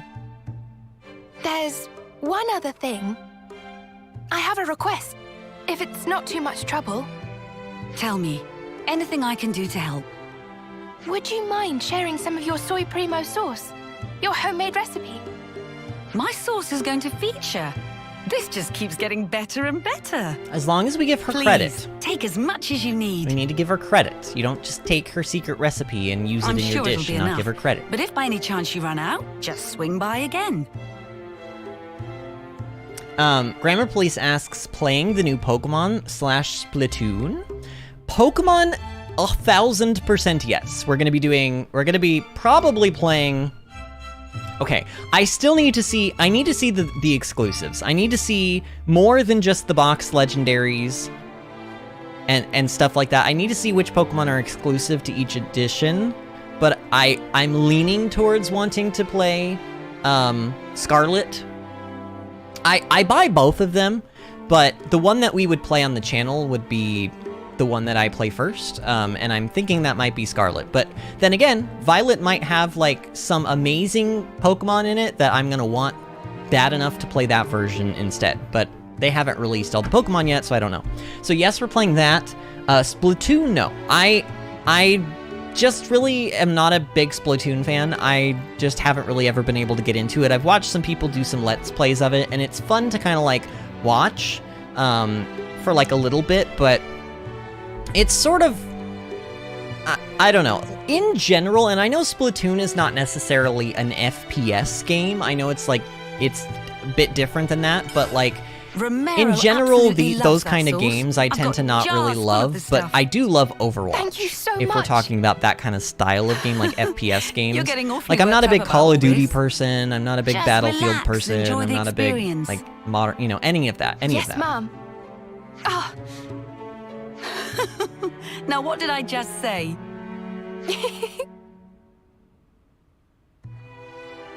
Miyabi's very sweet.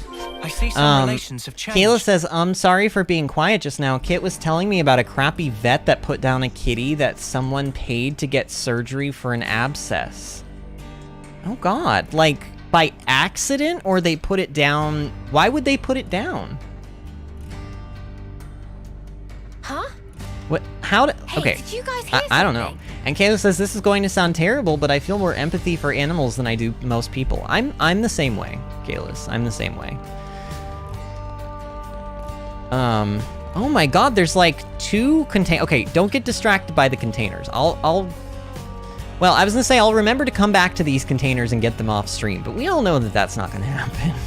We all know that that is not gonna happen. I'm gonna forget that those containers were ever there, and they will sit there for all of eternity, and the gold/silver Nopon coins inside of them will rot. But, you know, it's a nice thought. Alright, go and take the ingredients to Mikaba Canteen. Alright, so that was a lot quicker and easier than I anticipated. I did not expect it. I thought that these were gonna be special ingredients that I couldn't get beforehand, but no. They actually were nice to us. Great. That should be the last of Miyabi's ingredients. Yes, I think so. Thank you. Now for bananas. What was on the list again? Was Mottle Marble Aries meat? Killjoy crusted meat? Cozy Rogel egg gems? Why and do I Lucky feel like Marin these are big gonna be cups? the hard ones to get? Might be a bit tricksy for friends, but Banana have confidence.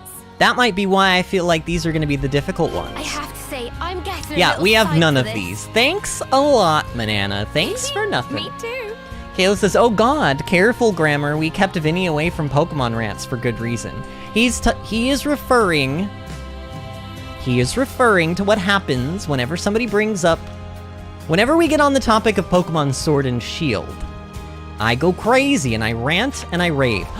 Look, okay, we're not going to, but I'm just letting y'all know, Kalis, Disney in the future, I'm just letting you all know I'm taking the high ground and I'm not going to take the slow ship landing and taking off sequence to go to where we need to go. It's just, it's telling me I can, but it's clearly I'm not gonna have to. However, I am gonna do this. Kayla says the clerk at the vet accidentally put that it was to be euthanized instead of treated. Oh, dear God. See, stories like that make me... Oh, my God. I know that that sort of thing is like a 1 in a million occurrence, but like, that sort of... Hearing a story like that makes me never want to take my dog to a vet ever again. At least not to be, like, put to sleep for anything, you know?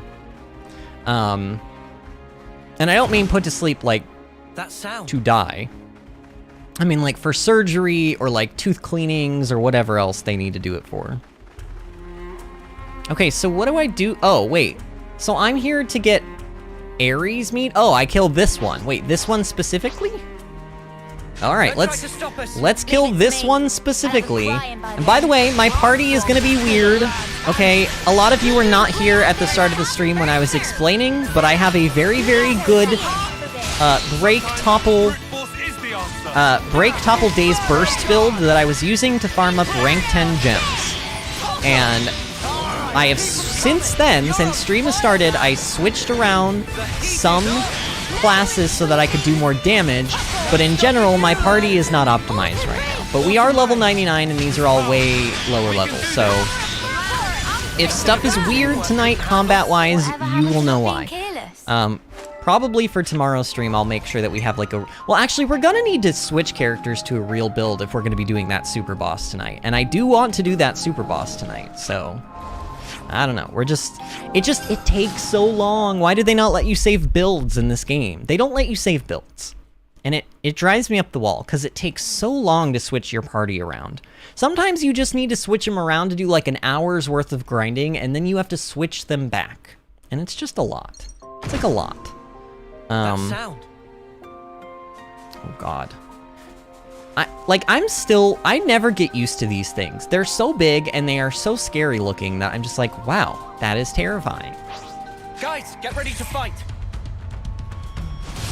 Where I'm from, it's called a land handshake. You're on fire, land. Grammar Police says, oh sorry, I bet he loved Pokemon Sword and Legends. Actually,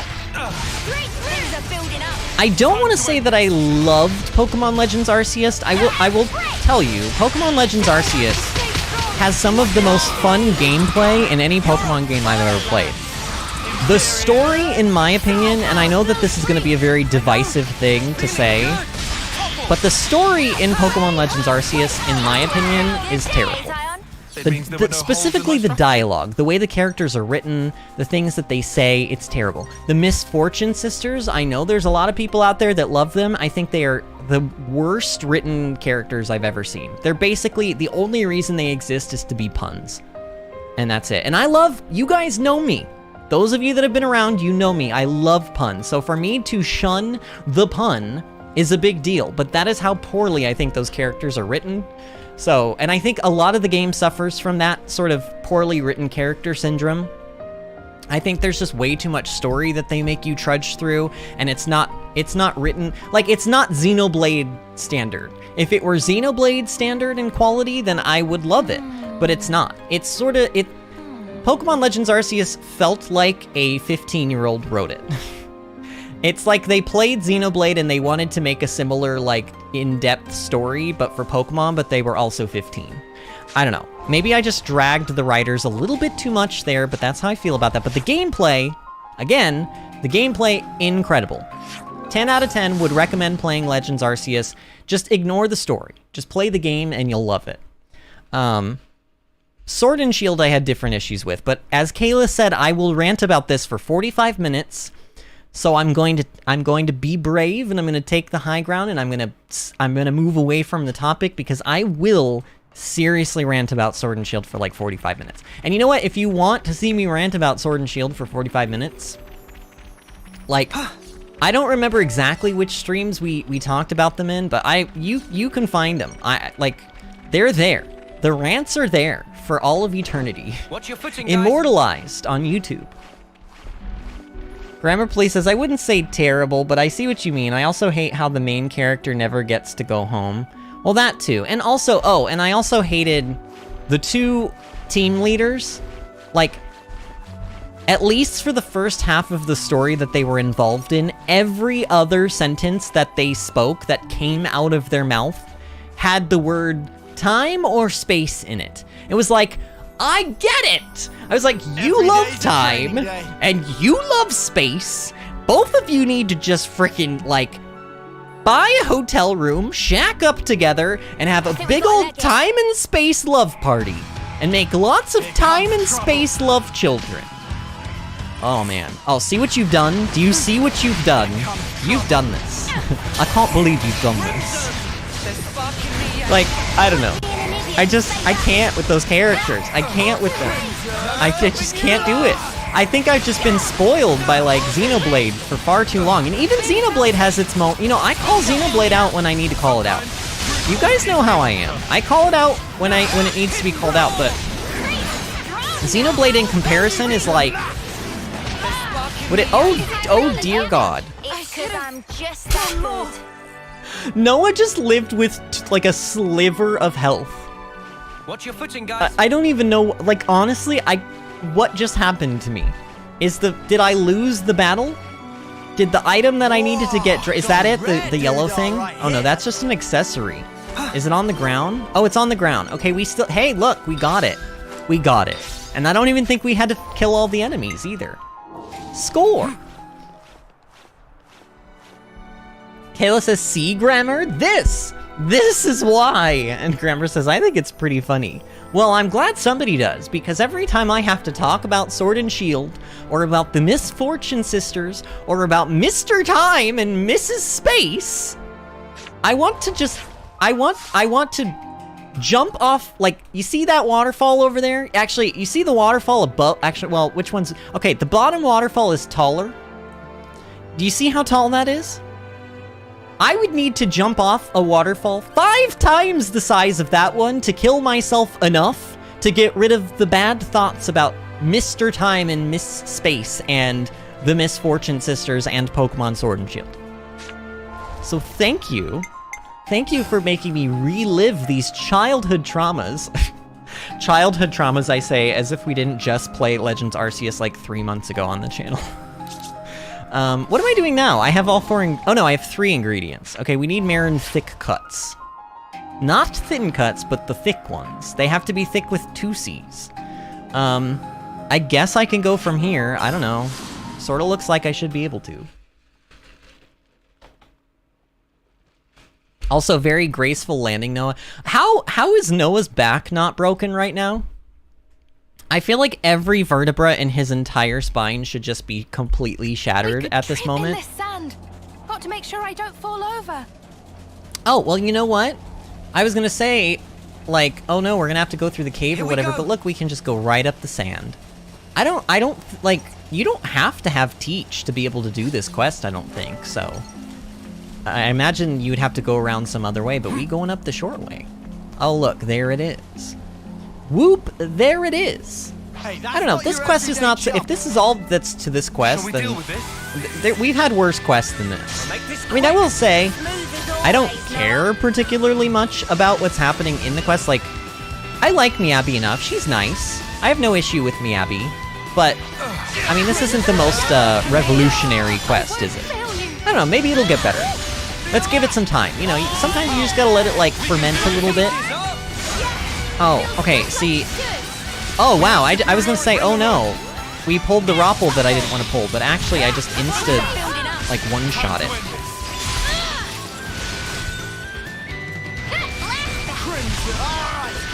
Kayla says, hangout been longer? What do you mean, hangout been longer? What does that mean, Kayla?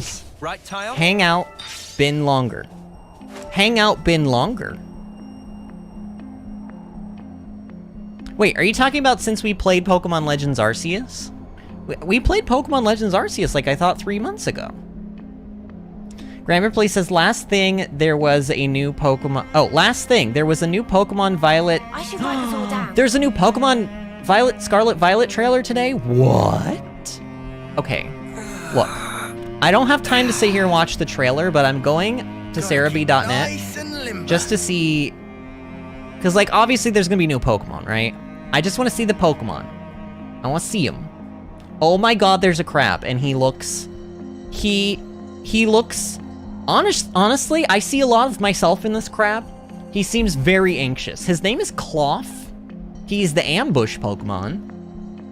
Cloth can rotate its protruding eyeballs to see everything around it, eliminating all blind spots. It latches upside down onto cliffs to ambush its prey from above. However, Cloth eventually gets dizzy from the blood rushing to its head, so it can't stay upside down for too long. Cloth's claws can hold on to things very tightly, not letting prey go once it's in its grasp. It uses one claw to hold its opponent in place, while using the other to break its guard and hit it where it hurts. Hit it where the sun don't shine. It will grow... even if a Cloth loses a claw in battle or elsewhere, it will grow back after a while. In certain parts of the Paldea region, Cloth claws are considered a valuable cooking ingredient. And I already saw... I'm gonna mess up this name. I saw Graffifi, I don't know. The little monkey lemur Pokemon that, like, paints with its, like, toxic, like, fingers. Okay, this one is new. Armarouge. Fire Warrior Pokemon. Fire Psychic. Ooh, I love Fire Psychic. Oh, by the way, Cloth is a rock type. No water, just rock. Every day's a training Maybe its day. evolution will be water. But honestly, water... Wow, dyslexia moment. Rock water is kind of a crap typing because it gets destroyed by, like, completely obliterated by grass types, which are plentiful. So Amarouge's set of armor belonged to a distinguished warrior, and its source of energy, used for psychic type moves. Huh? It also uses psychic capabilities of this armor to control the fire energy within its body and unleash attacks. Armarouge believes in fair fight and will challenge an opponent head-on no matter how much stronger the opponent is. It specializes in using its sturdy armor to bolster its defenses and take down enemies with high firepower. And then we've got Ceruledge. Oh, so this is a fire oh, this is the counter. So obviously you have Armarouge and you have Ceruledge, which is another sort of like... It's another fire type, but instead of fire psychic, this one is fire ghost. So that first one is a Fire Warrior Pokemon, this one is a Fire Blades Pokemon. Ceruledge dons an old set of armor steeped in grudges. and wields blades made of fire and ghost energy. In battle, these blades transform into great swords to increase Cerule Edge's power. Cuts from these great swords leave wounds from which life energy will flow. Cerule Edge prefers close quarters combat and isn't above using tactics such as sneak attacks and surprise attacks to win a battle. It uses its quick movements to capitalize on its opponent's blind spots and closes the distance to slash its opponent with its large blade. These are really long descriptions. Wait, what the heck is this? There's like another Pokemon, but they don't know what it is. It doesn't have a name. I guess it was just in the footage and they didn't say what it was. It looks like it's in front of like a... I don't know what it's in front of. It's weird. Those are the only new ones, it looks like. Okay, I will have to watch that trailer later. I will have to watch that trailer, because I'm excited for that game.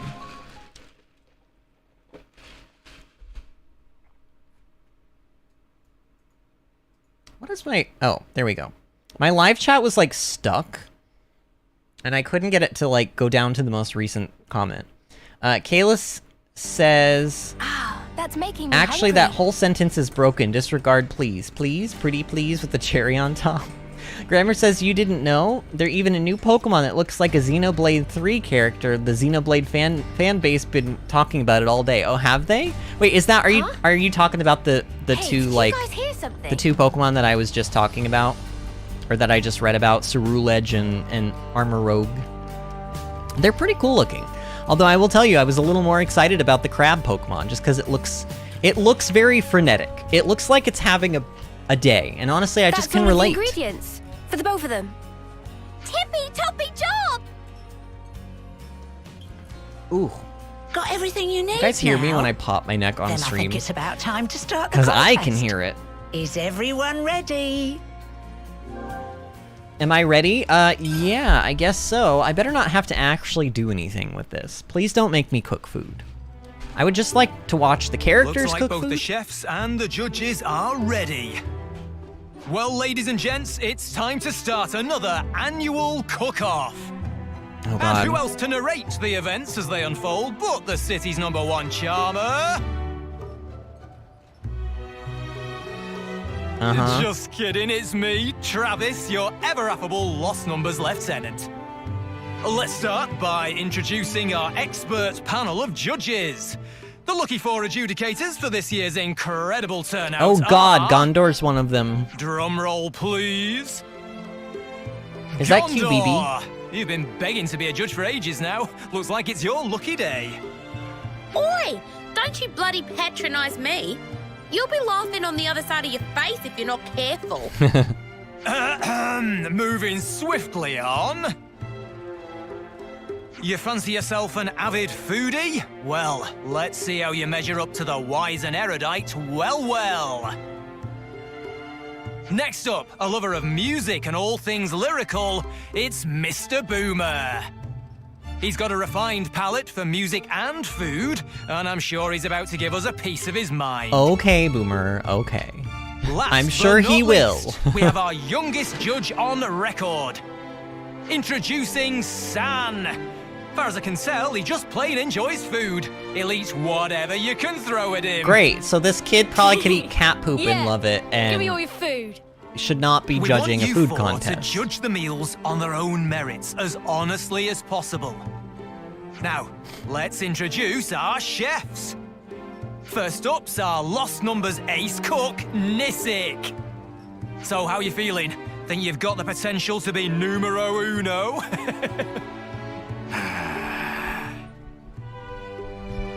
So Nisik is like the Gordon Ramsay of Watch the it, you. panel. No intimidating the judges. You're gonna scare the kid. You want to settle the score? You do it with food, calm and peaceful like. Oh, Next he's up, one of the it's people. our very own boss. Oh, so these are the people cooking. Or Oh, should that okay. be Elder? I'm caught up. Let's just say, Madam Monica. Just stick to the usual. Who's next? I feel like Travis and Monica All right, should get together. boss, it is. Not that other kid. Next, we have Ouroboros' very own queen of cuisine, Manana. Manana ready to steal away hearts and stomachs Oh, we're never gonna win if Manana's And cooking. whispers on the grapevine tell That's me not our fair. last contestant Well, I guess is a I knew she rising was cooking. star. I don't know. She's everyone's sweetheart, Miss Miyabi. You go, girl!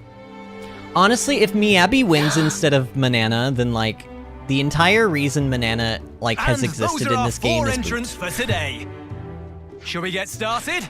Then her Nisik, entire if you'd personality like is that to she cooks amazing reveal the food, meal. right?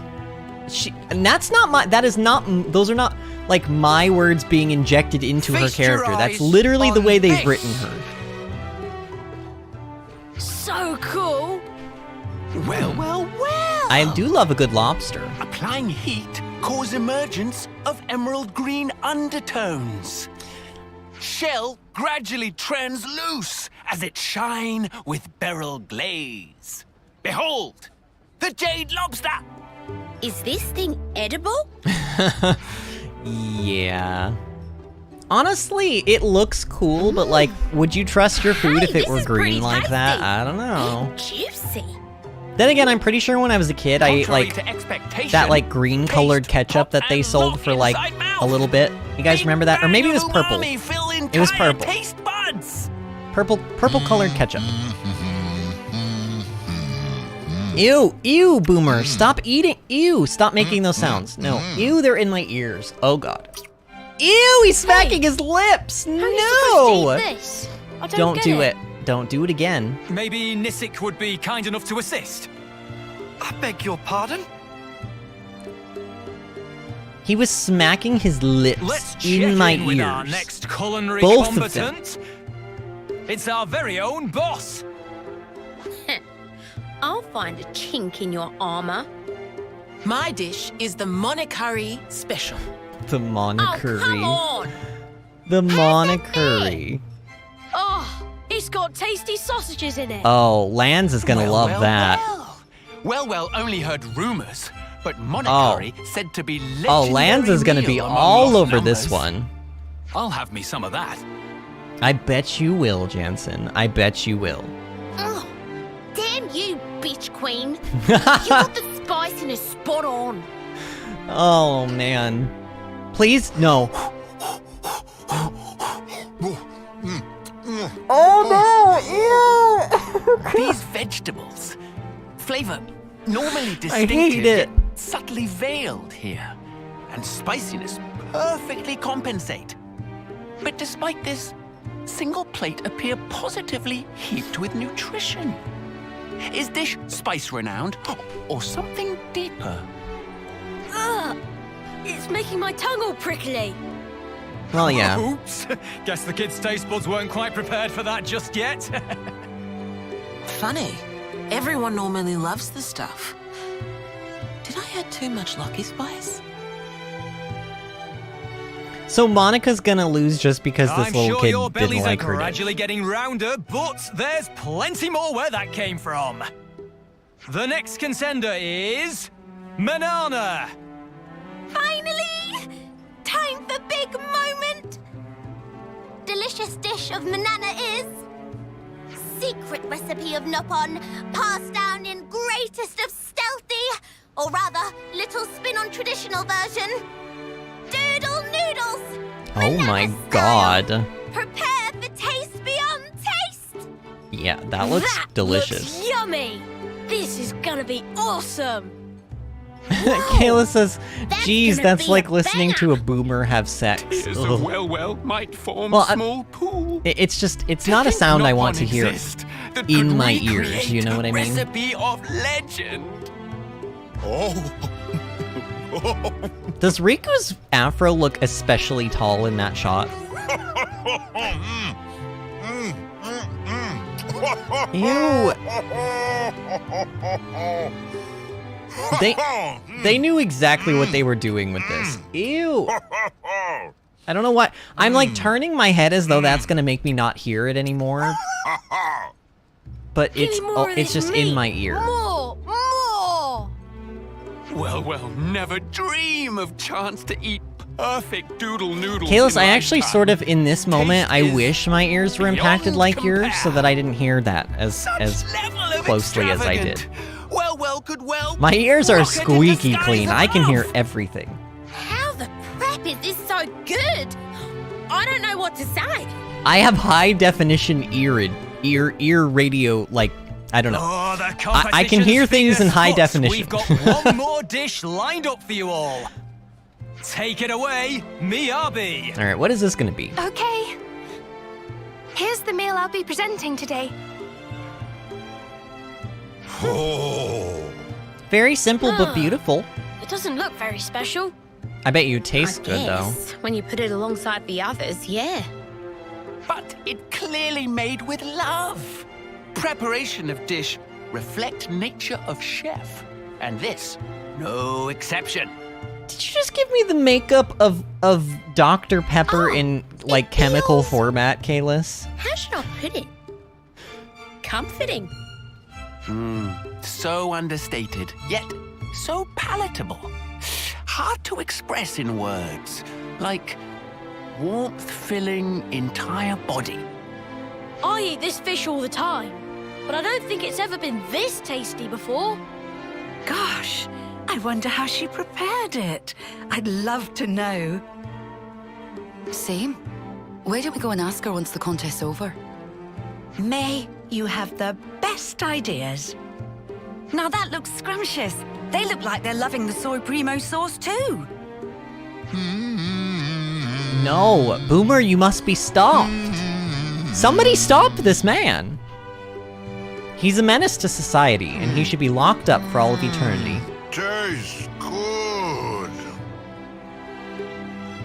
Kalis, do you remember what like Asmodan from Diablo 3 sounds like? Why does this man sound like a demon? Like, why does he sound like Asmodan eating Now, like I hate to break it to you fish? folks, but it's time for the judges to make their decision.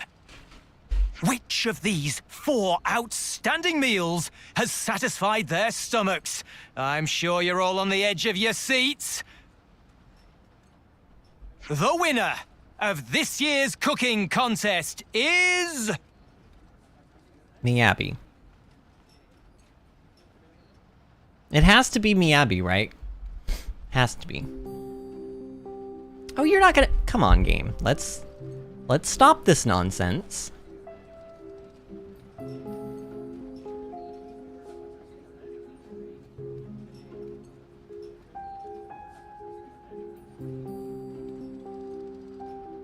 This is a cute little cutscene, though.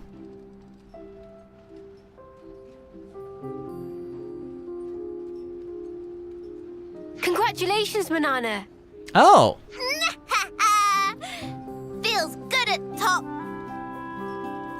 Color me surprised. I mean, I'm not, Better luck next but time, like, Abby. you know. Thanks, everyone. You all helped me so much.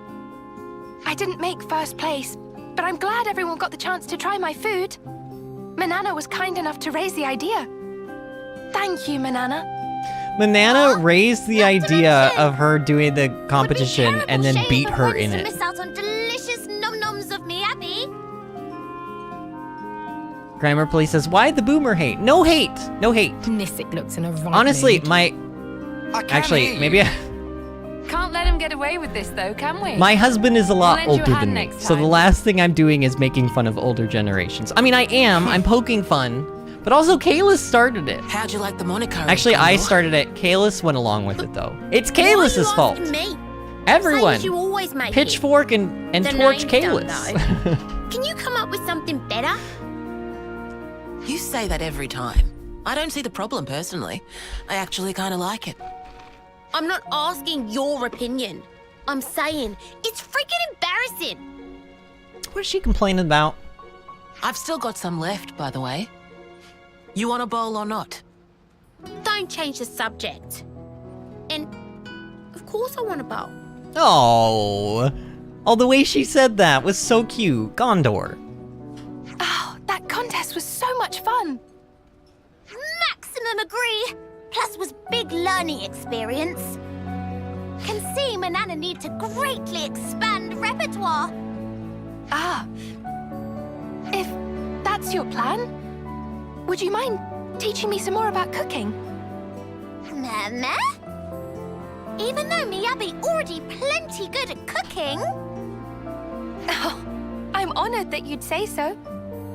But I really don't have a lot of experience. I'd love it if you could teach me some more. Ah! Then let Manana pick up what Miyabi putting down.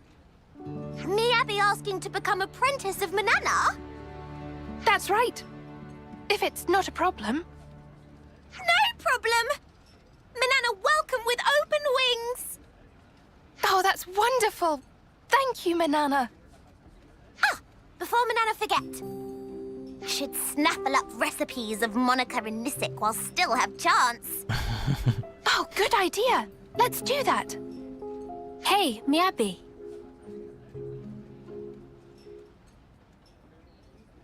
You did great there. Your food was amazing. Yeah. I said before that I did this for the city. Of course, they were the highest priority in my mind. But really, it was for the both of you. I so wanted you to try it. It was for us? This world, it's filled with nothing but tragedy and hardship for us. But now, after coming here, that feels like a distant dream.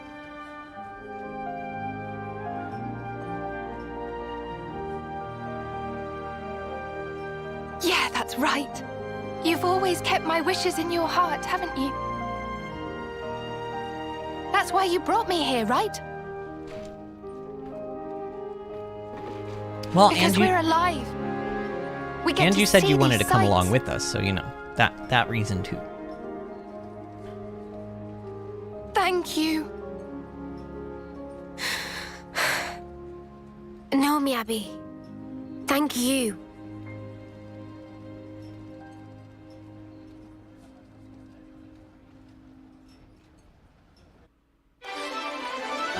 Quest complete. Happiness. Oh, look! It's almost like I knew that this quest was called Happiness, and so I named the stream after it. Despite missing out on victory, Miyabi stayed true to her cooking like Manana suggested and deepened her bond with the city folk. Okay, so Troubadour is now class rank 20, and the class itself can now be, like, leveled to 20, and that was... The reason I wanted to do this quest is because I found out that Miyabi has a rank 15 skill that is very, very good. It sort of is very similar to both Nia. So Nia, Melia, and Miyabi, all three of them have these skills that when you give them to one person on your party, they grant your entire party like a buff or something. And you can't have them on more than one character, so you can't stack them, but they're very powerful. The one for Nia is called Abundant Oceans, and it reduces... So these are just the values that I wrote in when I added them into my spreadsheet, but I'm pretty sure these values are wrong. I think it's reduces... Actually, why don't I just look at it? Good to add more names. Why don't I just look at it? Because everybody... The characters are maxed out now. So like... I can take care of support. This one is called Abundant Oceans, reduces damage to allies by 15% and boosts HP recovery by 15%. So if you slap this on one person in your party, your entire party takes 15% less damage and 15% more healing. That's very good. On Nelia, she has a damage-related one. It's called Essence of Ether, boosts allies' damage by 30%, and reduces enemy block rate by 15%. So 30% more damage across the entire party, and it makes it so that the enemy blocks 15% less, which is obviously very good. Miyabi has one as well, a similar sort of skill. It is called Swift Song. And I do not think that this is a max... Yeah, because it says upgrades at rank 15. I think it's either 20 or 25% at maximum rank, but currently at rank 10, it is boosts all allies' accuracy and evasion by 15%. So if I put this on any one of my characters, all of my characters' accuracy will go way up, and the opponents will evade a lot less. This will make breaking and toppling and launching and all of that other stuff that we do that we always complain about is like, you know, annoying to get super bosses broken or whatever. This will help with that. Now granted, the way that I have for those of you that were not in at the beginning of the stream, I have a break, topple, daze, burst build on my party right now that consists of Noah being an ogre, all of everyone else being a troubadour, and then having Fiona in the party. And it literally, I showed it on a level 30 unique monster at the start of stream. You just keep, like, as soon as you burst a monster, they're basically already broken again, and the cycle repeats itself. You can burst a monster for loot, like, honestly, I don't even, like, it feels like it's about 10 times a minute, honestly. It's crazy. Grammar Play says, yeah, got some new recipes and cooking works now, yeah. Did you upgrade your game? I have, yeah, I saw the upgrade for the game today. According to what I've read, both in the patch notes, but then also on Reddit, it's mostly just, like, hotfixes and stuff. What do you mean by, yeah, got some new recipes and cooking works now, yeah? What do you mean by that? Oh, because Toxic said, hey, Vinny, they literally took the recipes. You mean Manana and Miyabi stole the recipes? Is that what you're saying? Also, Kayla says, by the way, clip on live chat. Oh, dear God, Kalis, what have you done? Oh, also, Disney posted one of those new Pokemon. The second one that I talked about, the Sarah whatever it was called. Apparently, people are saying it kind of looks like an Ouroboros. And I sort of get it. It does sort of look like an Ouroboros. Not exactly the same coloration, but, like, I see it. I definitely see it. It's very cool looking. And I like the typing. Fire Ghost is always a cool typing. Kalis has... Oh, Kalis has clipped something and it's just titled Boomer. I'm gonna have to watch that after stream, but... Oh boy.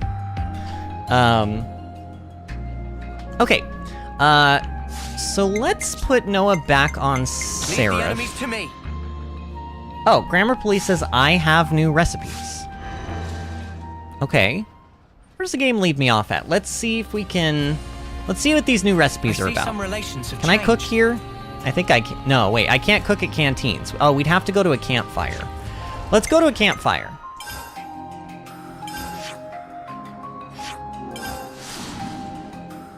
Kayla says, this time it's mostly innocent. Oh, okay, good. Good. Let's make the most of our break, guys. Okay, so... And this was the other thing that I showed off. The reason that I made that burst build is because I've been grinding up rank 10 gems. We have 1, 2, 3, 4, 5, 6, 7, 8. We have 8 different ranked 10 gems now. This one we already had because I bought it with Nopon coins, but the rest of these I farmed with my burst build, and it is really effective and, like, pretty quick. I don't know, it takes about an hour to 2 hours per gem, but that's still, for how many materials you need for these dang things, that's not too bad, I feel like. But I got the dexterity, the critical hit percentage, 0.1, the power of debuffs, 50% increase, power of buffs, 50% increase, ally revival speed, the general healing one, and also the shortens auto attack interval. Eventually I'm going to farm up all of these, but some of the ones that I'm going to go after next are the double strike one, the empowered combo boost one. I would like to get the aggro related ones and potentially the agility and the block rate. I think some of the ones that I'm not as concerned about, I'm not super concerned about ultimate counter right now, because even though at the start of the game it was a really, really good thing, I don't think, especially because I'm not running defenders anymore, I just don't think I'm not in a hurry to get this one. This one could technically have some use, and I think it's something I could consider, but I think other gems outshine it in terms of, like, DPS and utility. But either way, I'm eventually going to be grinding out all of these, so I just kind of wanted to show that. Going into the cooking recipes, let's see. So I'm pretty sure we already had this battle soup. This battle soup is not new, as far as I'm aware. Ah, Monokuri special. This one is new. XP boost 25%, enemy gold boost 25%, and enemy drop boost 20%. Honestly, friends, I don't see the point in Manana's cooking. I think Manana's cooking is kind of pointless because there's almost no point in time in which I can see a scenario where I would need multiple... Like, if I'm farming CP, all I care about really at that moment is CP. If I'm farming enemy drops, all I care about at that moment is enemy drops. If I'm farming collectibles, like picking up collectibles and stuff, all I'm farming at that moment is collectibles. So, in my opinion, the ones that you get from canteens, they're always higher percent. Like, the drawback to Manana's cooking is that you get multiple different buffs, but they're all lower than another. Like, the highest enemy drop count boost in the game, I think, is 40%, and you get that in the jail cell, like, canteen. With, like, the bread that looks like it came straight out of Minecraft. And as far as I know, there's no other food buff in the entire game that gives a better enemy drop boost chance than that. So, like, I guess I just don't see the point in Manana's cooking, but I do think it's cute. Like, I think it's cute that this exists, but I think it's more expensive. Like, you can't buy this with money. You have to either use Nopon coins, which are, like, not anywhere nearly as easy as gold to farm. Gold is just, like, you're never gonna run out of gold. And also, like, if you try to go the traditional way of cooking with, like, actual materials, then that's, like, a lot of materials that you need for one food buff that only lasts for, like, an hour. I don't know. Manana Doodle Noodles. CP boost and XP boost 35%. Again, there's a CP boost that gives you 40% CP boost. It's in, like, the Agnian Castle area. Miyabi's rice special, 15% of each. See, that's, like, the worst one of the bunch. Like, isn't that basically just a worse version of this? That's just a worse version of that. Oh, well, it doesn't give CP, it gives XP. Okay, my bad. But still, all the percentages are lower. I don't know. Correct me if I'm wrong, but Manana's cooking, if you're looking for the highest percentage of a single type of buff, you're never gonna get better than the ones at the canteens. Manana's cooking is kind of like, just not great in that regard. Okay, time to go, guys. Grammar Police says, what is the point in bursting the enemy? Is it just for more items? It also, you know how they enrage after a certain, like, health percentage? It also removes the enrage. So, they deal more damage, and I think they gain access to, like, more attacks, and they attack faster.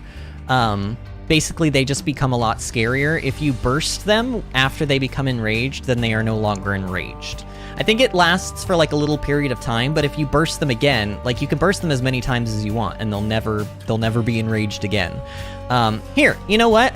I want to make a believer out of you. Let me show you, Grammar Police, because this is how I was farming items earlier, and I just think that, like, this is such a this is crazy that you're able to even do this, and I just want to show you.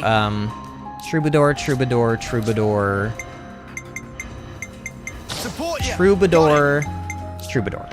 No. Troubadour. Gotta keep you guys safe. Oh, and then also Miyabi, you need to be Fiona, sorry. Future awaits. Sorry, but you're not Fiona, and so therefore you're not in the party. Oh, and Tyon, you don't need to have Soul Hack on right now. Actually, let's... Yeah, we'll keep it on him for now. I don't know. We'll just keep it on for now. Let me just show you kind of the general ideas. Basically, Noah is on Ogre. Everyone else is on Troubadour. Noah has this, Carbon Gloves, which are Dexterity, Fraternal Badge, which is a 50% increase to Art Recharge if no defenders are currently targeted. Since we have no defenders in our party, this is 100% of the time. And then Break Brooch, 25% easier to break monsters. He also is running Sappy Drain, Protector's Pride, which is another 50% when non-defenders are targeted, and also covert attacks so that he doesn't pull aggro, because we don't want him to have the aggro because he needs to be on the side of enemies so that he can break them. And then everybody else is running Sappy Sappy Drain, the same Protector's Pride, and then different sort of buffs, like she has Abundant Oceans, she has that Essence of Ether, he has Soul Hack, and then everyone else has like Life-Saving Fists, just so that they can have a little bit of survivability. And then we have Fiona. Art-wise, everyone has a Topple, a Break, and a Daze, and a Burst. Like, literally everyone on the party. In fact, most of them have 2 bursts. And also Ring of Roses. This is a very important ability. This is why I went with Troubadour instead of just, like, 6 Ogres. It puts a fast recharge on the ground, which makes your arts recharge even faster. But instead of me, now I showed this at the beginning of stream, but again, a lot of you were not here when I showed this, so I really want you guys to see this, just so you can see how crazy it is. I'll go back to the same monster that I killed in the Pentalus region to use as an example. This poor Hawks has been my experimental guinea pig, or experimental Hawks, I guess. But you'll see, I will make a believer out of all of you.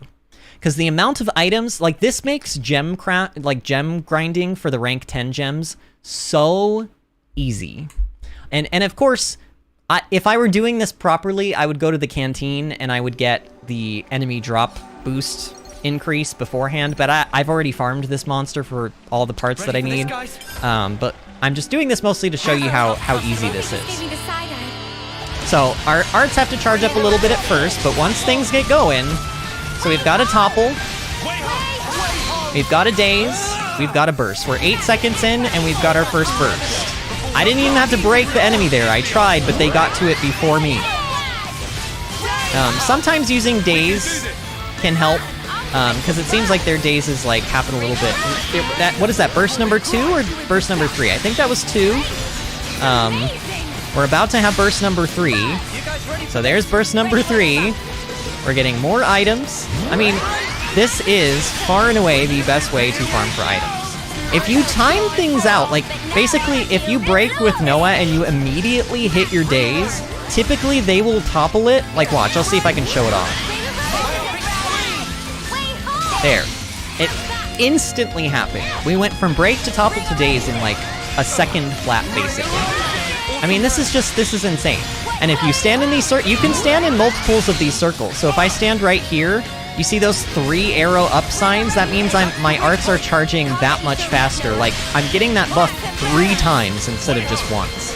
Like here, let me just use all of my abilities. I'm gonna use all of my abilities on the Agnian side, and then on the Kavesi side, and then I'll just, look, Flashback is already back. Myopic Screen is already back.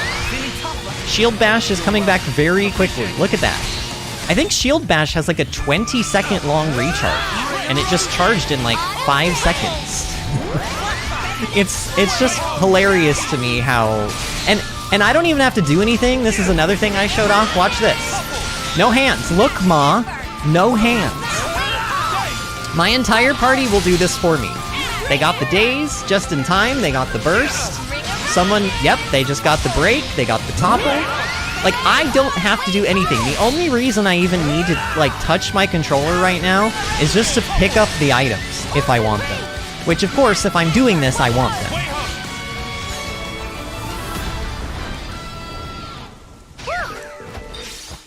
Kayla says less time fighting is less time grinding. Yeah, the thing too, one of the important, I don't know if I showed all of the accessories off for this build, but all of my characters except for Noah, they're using a shield belt. I think this is a very, very important item in this build. It makes you deal 50% less damage, but take 30% less damage. So I posted this to the Discord server, but that level 100 and I think it was level 105, like Dreadworm Nazoot or whatever that super boss was, I used this very same party setup, and I burst comboed that unique super boss for 53 minutes straight. By the time I was done, I had 99 of every quality of every material from the monster, including, like, we went over in a lot of them, so everyone that went over 99 got auto-sold. So I was making gold from auto-selling those. I made over 20 of every type of all 4 of the accessories that monster drops, and each of them sell for about 24,000 gold apiece. Every time you burst it, you get about 8,000 gold, so you're also just getting gold. Like, look at my gold count. Look at my gold count. Have you guys noticed? 17.29 million gold. Like, gold is gold is really easy to get in this game, and it doesn't have, like, a great use, which is unfortunate. Grammar Police says, question, is it fun? It is the only way I would recommend grinding gems, so if you want the rank 10 gems, I would say it's a lot more fun. Like, how else would you grind for the gems? You would have to get gold Nopon coins, I suppose, but you know how else you can get gold Nopon coins? From doing this very same combo and bursting super bosses. If you burst a super boss, you have a small percentage chance to get a gold Nopon coin from it. So while you are already getting materials to, like, just make the gems, you're also getting gold Nopon coins to potentially just buy a free, like, rank 10 gem outright. I would go so far as to say this isn't even just, like, this is like, if you want to do gem, the grinding for the gems, each rank 10 gems takes 150 materials. 150 materials.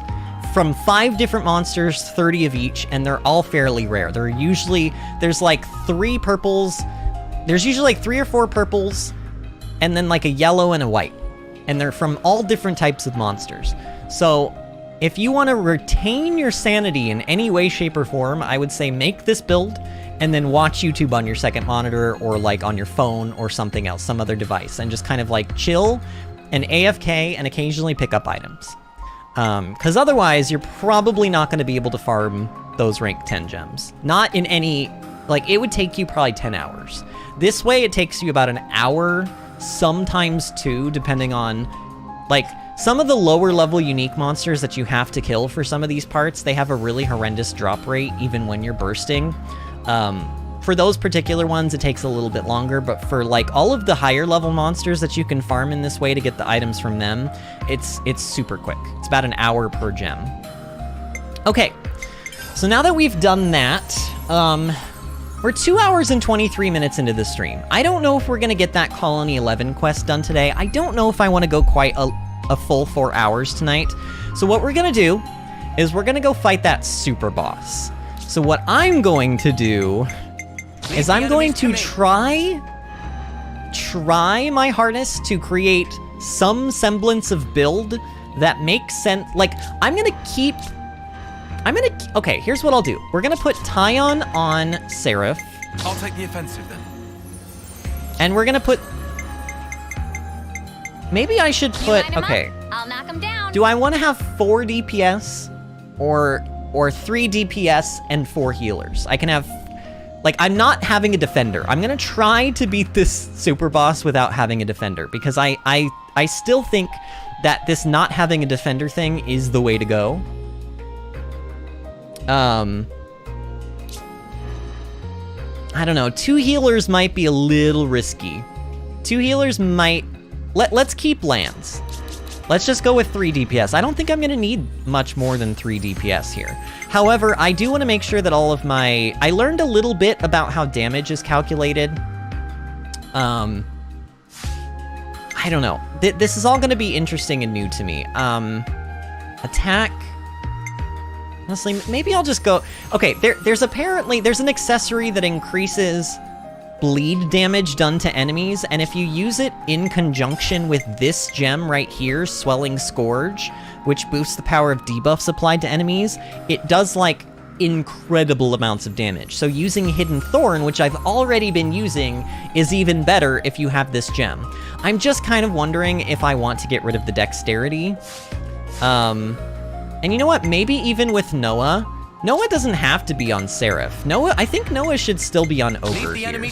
Let's actually keep Noah on Ogre. Let's keep him with this, like, break stuff, because I want to make sure this super boss gets broken easily. However, these gems, I want to change these. I do want to change these. So what we'll do, we'll still go for, like, attack and damage here. We'll go with Analyze Weakness, sure. The accessories, I think I need to keep them.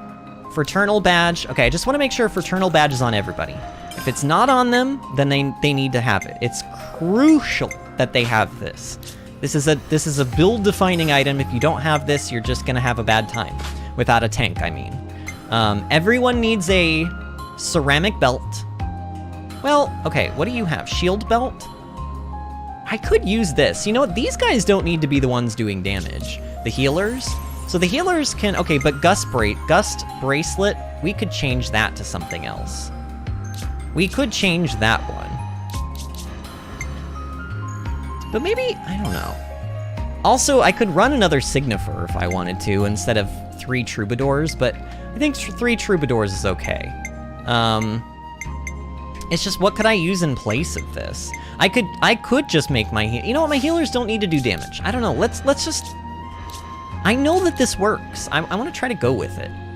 Gust Bracelet is only good at the start of a fight, so technically this is outclassed the longer a fight goes on, but... Alright, so Fiber Wraps... Fiber Wraps can stay. Fraternal Badge has to stay, I think. Well, it doesn't have to stay. It doesn't... You know what? It doesn't have to stay. The healers can... You know what? It doesn't have to stay. Okay, here's what I'm gonna do. Here's what I'm gonna do. Tyon is gonna get the Saturni Rings. He's also going to get... Fiber Wraps. And he's also going to get... He's gonna get the best accessories. I'm gonna try to turn Tyon into just like an absolute DPS maniac. He's gonna get the Lune Rings as well. And then Senna needs to get similar items. She can get Ceramic Belt instead. And then she can get Fiber Wraps and Platinum Cube, sure. Sure. You know what, I think I'm fine with accessories. God, I'm sorry, this is what I hate about this game. I wish I could save these builds, because I could have built this, like, beforehand. So we're not going for days here. We are not going for days. Oh, by the way, did I mention to everybody? Everybody is fully rank 20 or rank 10, depending on where a class's thing is capped out. Like, everybody has every ability right now maxed out to the most it can be maxed, unless the hero has not, like, the only way that we are not rank 20 in a class right now is if we physically cannot be because we haven't done the Hero Ascension quest yet. So here I want to actually use Soaring Tempest. Actually, do I, though?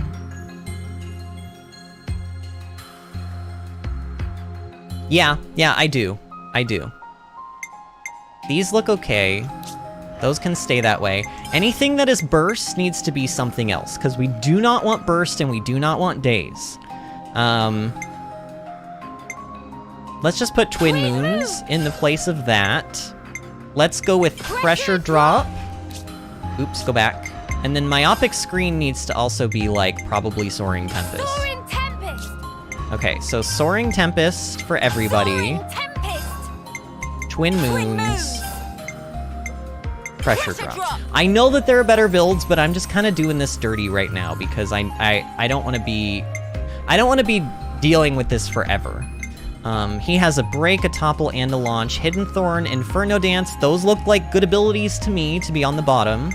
And then he's also got Tyrant Cross, which can apply a debuff, but instead of that, let's just... Can I put another launch on him? Soaring Tempest! Just put another launch on him. Put launch on you. Twin Moons. And another launch. We're gonna make sure that this boss cannot do anything. It does not get to even exist unless it is launched. That is the plan here. Soaring Tempest! Yep, that looks good to me. So nobody has days. That's the important one. Nobody has days. Nobody has days, nobody has days, nobody has days. Okay. The two characters that are going to be doing the most damage are going to be Senna and Tyon, and they both have Hidden Thorn and Inferno Dance, which are the highest hitting abilities for, like, what we can put in those, like, areas. Senna's skills... Okay, so... I say we just go for straight-up damage. Oh god, you know what? I think this monster is going to be higher level than us.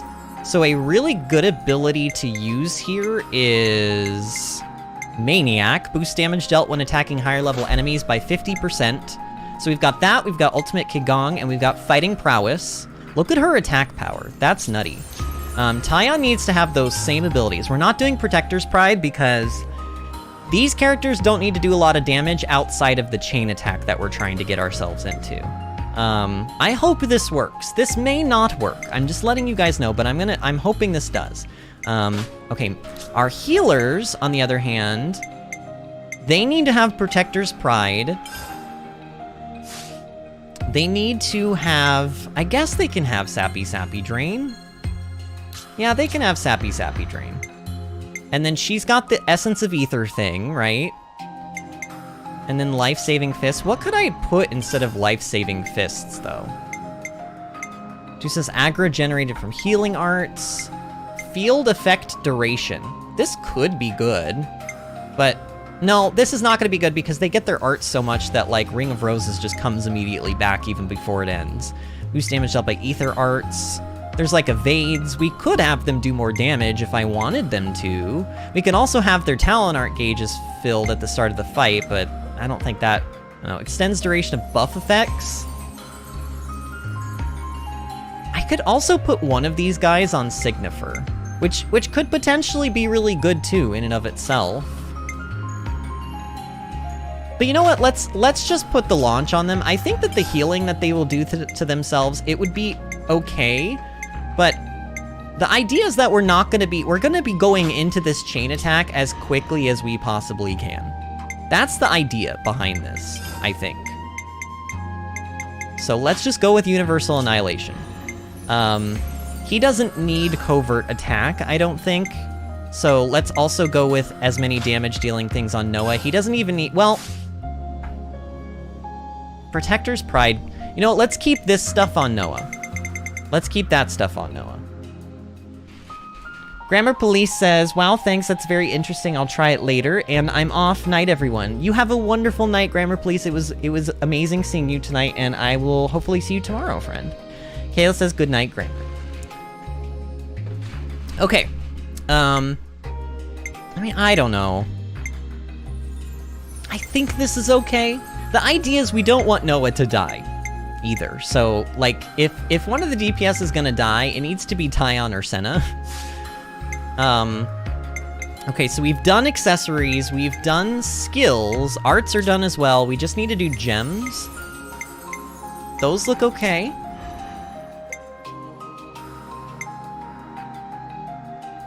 I think those are okay too. Honestly, I think everyone is squared away. Let's do this. Now, here's my question. Did we get a quest for this unique monster, or like, because we discussed it, didn't we? Didn't we discuss this unique monster? Did it ever tell me where the unique monster was when I discussed this? Because I don't think I have a discussion left for this thing, and I don't know what this monster's gonna be. I don't know where it's gonna be. I don't know, the discussion thing probably mentioned where to go, and I just Let's make the most of our wasn't break, paying guys. attention, or like, I don't know. Annihilator, leaders in training, and none of this is what we're looking for. Changes of fun. What is, okay. I'm gonna look it up. I'm just gonna look up the location. Because it was called like, wasn't it called like Aionios' Strongest? I think it was.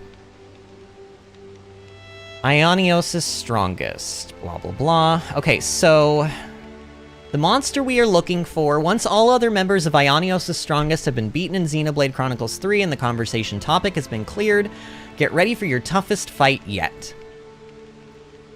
The monster is found at the top of the Great Sword. That's right. Follow the path back up to where the city used to be, and you'll find a new area called the Cavity. We've been to the Cavity before. It's found on the very west side of the Cavity. Okay. Yeah. See, I don't think I would have remembered that, but now that I read that, we did indeed discuss that on Saturday's stream, that we were like supposed to be going to the top of basically the sword, But we've already been to the cavity. It's this entire area, I'm pretty sure. So we have to go to the west side of this area. All right, I don't know what to expect from this. I may go into this fight, and my strategy may not work. We may get our butts handed to us, and we may have to, like, re-strategy. Like, we may have to, like, actually add a defender into the party, which is fine. We can add a defender into the party. I was just, like, this... The fraternal badge, like, thing where you're basically making all of your arts recharge 100% faster.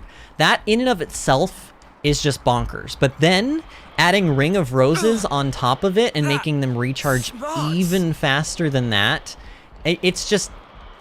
You don't need a defender because your arts are being spammed so much that, like, the monster just basically stays toppled the entire fight and can't do anything. It's actually kind of broken. But we'll see if this works. This monster may be special. It may be, who knows, maybe you can't topple this monster. I don't know anything about it. I haven't looked up anything about it. I have glanced, I haven't even read the whole name, but I have glanced at the name because it's obviously on the page where I'm looking for where to find it. But I still don't, like, I know nothing about this. I just know that it's probably gonna be difficult. But then again, the level 110, you know, Red Gyarados monster, like, we died a couple times, sure, but now I can farm it like nobody's business. I don't know.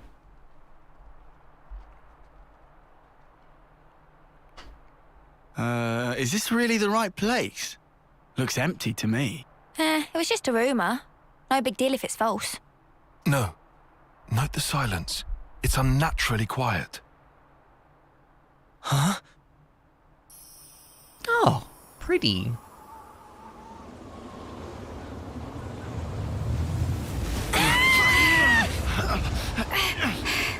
What the? Velkhana, is that you?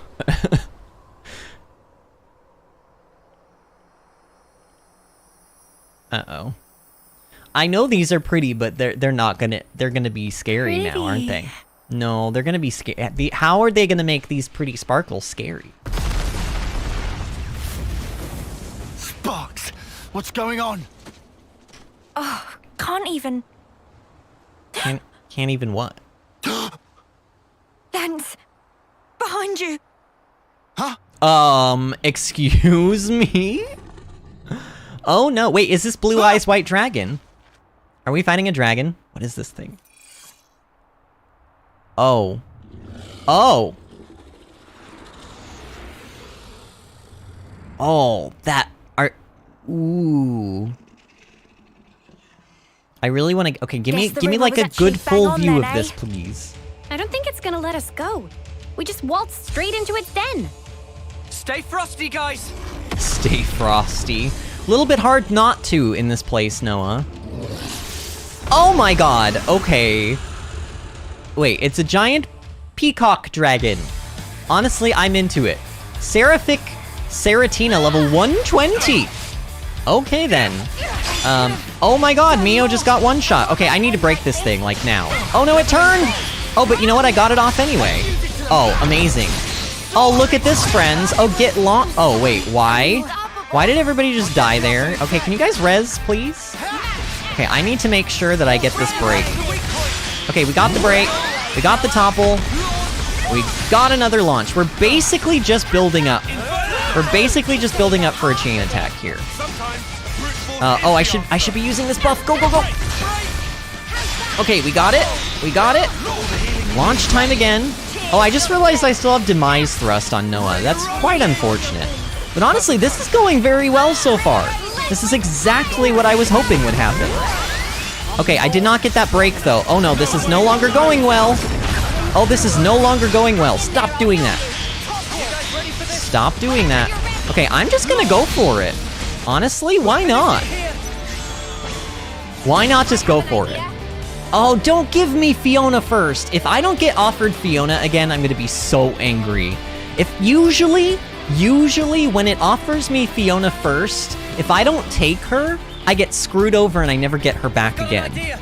But like, okay, I'm gonna go with Noah. I'm gonna go with Noah. And I'm gonna use Fiona. She's gonna share her, like, her buffs, which is gonna give everybody, power charge, which is very good. And then I'm gonna go for Kavesi characters here for as much TP as I can. Oh yeah, I want to be using Senna and Tyon to do damage. So actually, I could also go for Noah here. I could go for Noah, and oh, I should have switched out Cannonball for something else. I didn't prepare enough. I blame the game for not letting me save builds. Okay, let's go with Uni then, I guess. Launch, remove buffs. I don't think it has any buffs on it. And fast charge isn't really gonna do anything for us here. I just want to use as few characters as possible here. That's kind of my goal. But still get like the highest percentage possible. It's looking a little scary. Okay, let's just use... I'm gonna regret this. I'm gonna regret not using lands. I feel like lands could have gotten the 30% there. And now I have to trust in the heart of the cards and hope that Noah gets 51%. Noah, please? Please get 51. Oh, he did. Wow. Very nice. Good job, Noah. You did it. Oh, you know what? I shouldn't be using Fiona. Why am I using Fiona instead of Melia? I should be using Melia. Oh, I'm an idiot. I don't know. I know Fiona's really good in chain attacks, and I know Signifer is buffing us, and that's very valuable. Ooh, look, we got Fiona back. That's wonderful news. So this isn't the end of the world, but I know how to use Melia in chain attacks better than I know how to use Fiona. So I just sort of, I don't know. Okay, share own buffs. Sure. Alright. I can use Senna. I can pull out a Senna and then like a Lance, I think. Let's do that. Let's start ramping up, like look at that damage. We're not even that far into this chain attack, and that's already just a lot of damage right there alone. Should I just go for Noah, or should I... No, because I don't think... Here, I'll tell you what I'll do. I'm gonna go for lands. I'm so gonna regret this. I'm using too many characters per turn. I'm using too many. But I think I can make this work. I mean, we're doing so much damage, and it's only gonna get crazier from here on out. Kayla says Lands could have used a meaty sausage. Well, yes. He always wants something a little meatier. Oh, dear God. I probably should use Senna here. Because she'll... Actually, Tyon... No, I should use Tyon. I could... You know what, though? I could get more TP with lands, and that might allow us to get 3 characters back. I'm gonna go with lands. This really, in theory, is a bad idea. Like, bad Vinny, but... I don't know, friends. I mean, look at that. We have it under half health. This fight, I don't know what... I feel like in thinking that I was underprepared for this fight, I was actually kind of over-prepared. Oh, and you know what? I needed to bring Signifers anyway, because I needed to do the power charge, like, giving power charge to other people. After this fight is over, I almost want to fight this thing again, just so that I can do better. Because I feel like we're not going to do particularly great here, and we're also not going to get 200%. I don't know what I was thinking. I'm getting 2 characters back. This is not good news. Ashley Sam says, Kalis, that sentence is broken. Kalis technically typed lands could of us a meaty sausage, but I knew what he meant. Oh dear God, this is terrible news. This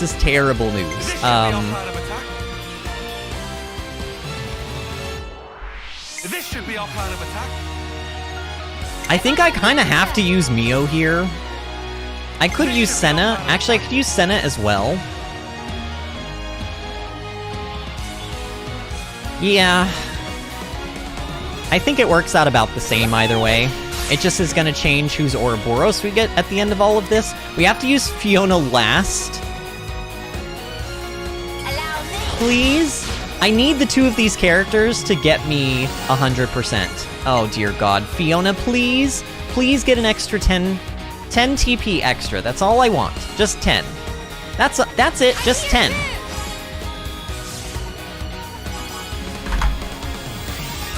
No! That was the worst chain attack ever. I used too many characters per turn. That's what happened there. I'll do better. Oh god, it's not broken and now it's enraged. Oh no, it's enraged. Oh no, stop doing this. Okay, topple, come on. We need to build this meter back up. Look at it, it just put a physical and an ether defense down on my entire party. That's very scary. That's terrifying. Oh god, my break didn't work. Go in the circle, get the, oh god. Stop using your peacock feathers. Honestly, this monster's really cool looking though. This is a really cool looking monster. Oh, you know what? I could use interlink here, but I would rather finish it in a chain attack. Oh god, why did I waste my break? Okay, get in the circles. Get in the circles, get it back quickly. Oh god. Oh wait, they broke it. Good team. Very good team. See, they're good sometimes. Sometimes they know what they're doing. Okay, come on, can I just have my chain attack gauge now? Please? Okay, no, apparently I cannot. Okay, there we go. Topple, or launch, there we go, okay. Okay, let's try to do this a little bit better. Instead of starting out with Kavesi, let's start out with Agnia. I think this matters because I plan on using Fiona first, and she will get extra TP from this. Kayla says, so is my brain, but I'm here for morale support.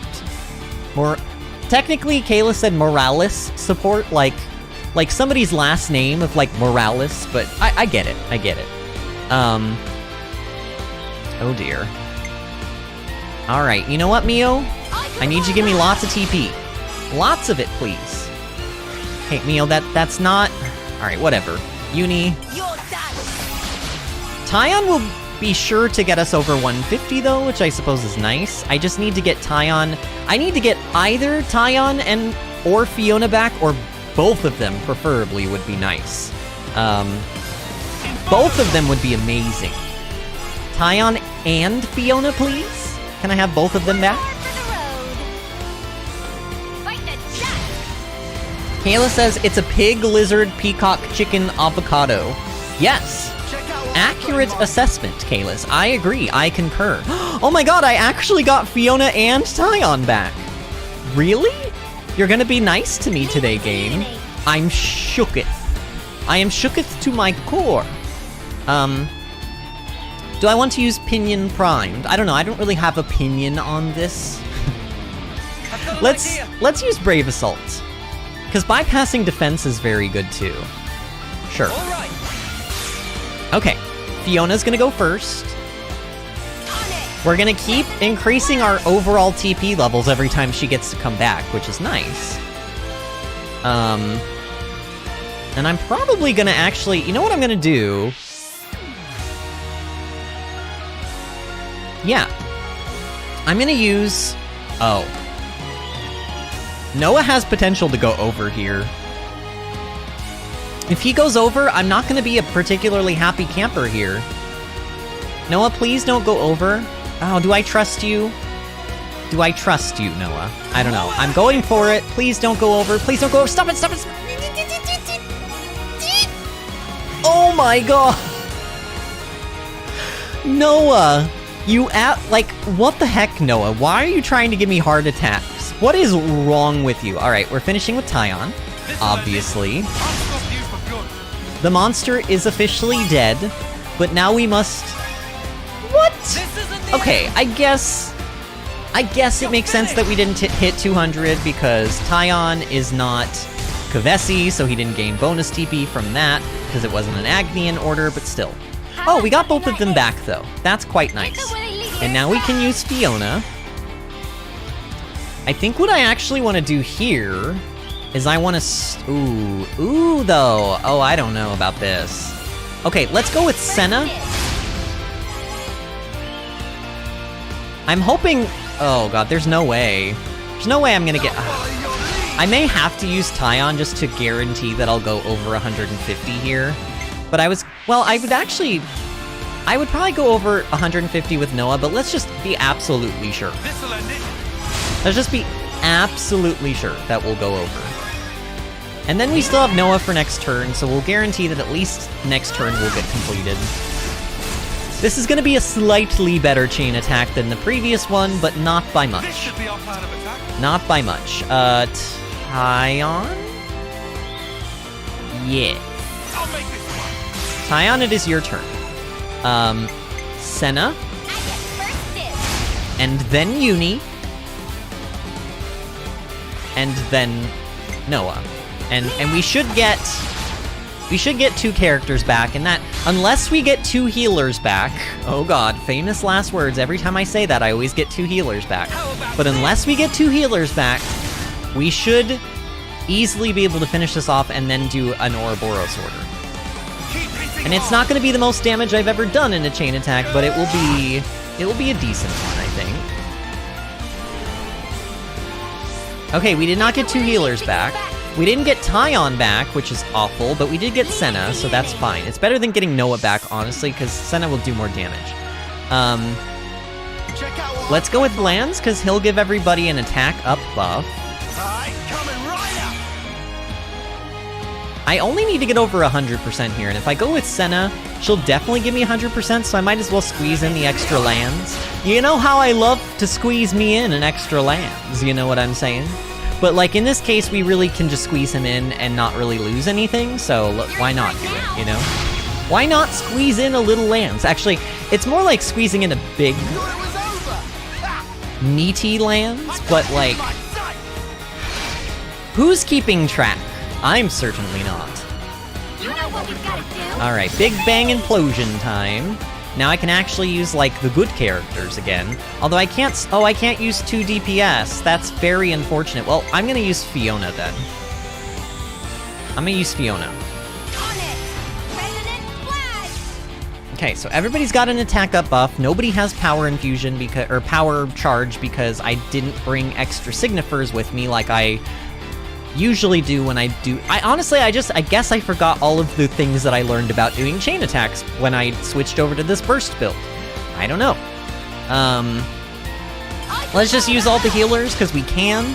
They'll do a little bit extra damage, a little bit extra XP bonus. Not that it matters, but you know. I hope that at some point bonus XP can be used to buy something. In Xenoblade 2, any extra bonus XP that you got from de-leveling and then leveling up again, you could use it to buy, like, accessories and, like, legendary core crystals and just all of this cool stuff. I'm hoping that somewhere in the DLC we get all of that kind of, like, we get something to do with all of that bonus XP. Alright, Tyon, this is gonna be the biggest hit of this chain attack, I guess. And it was an okay hit. It wasn't the best. This can be better, trust me. We can do bigger, better chain attacks than this.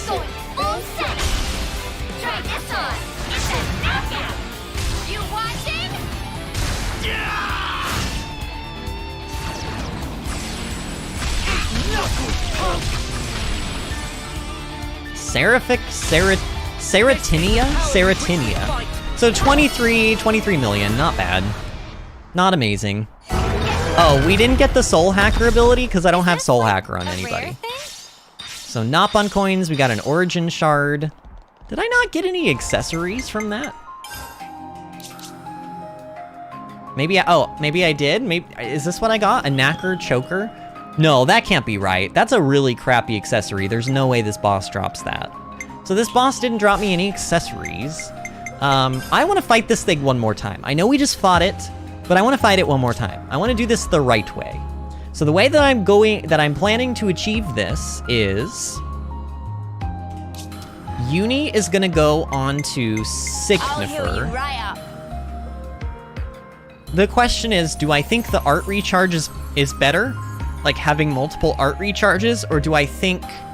Well, I could still do art recharges on Signifer, couldn't I? Can they not learn? Maybe they can't learn Ring of Roses. Maybe they can't. But having 3 Signifers could be potentially very good. Although, no, I need to go with 2 so that I can give one of them Shadow Eye and one of them... I need to go with 2. Leave the healing to me. I know how to do this. We've done this before. Cross Impact, Buff self with power charge when art hits, and then resonant flag.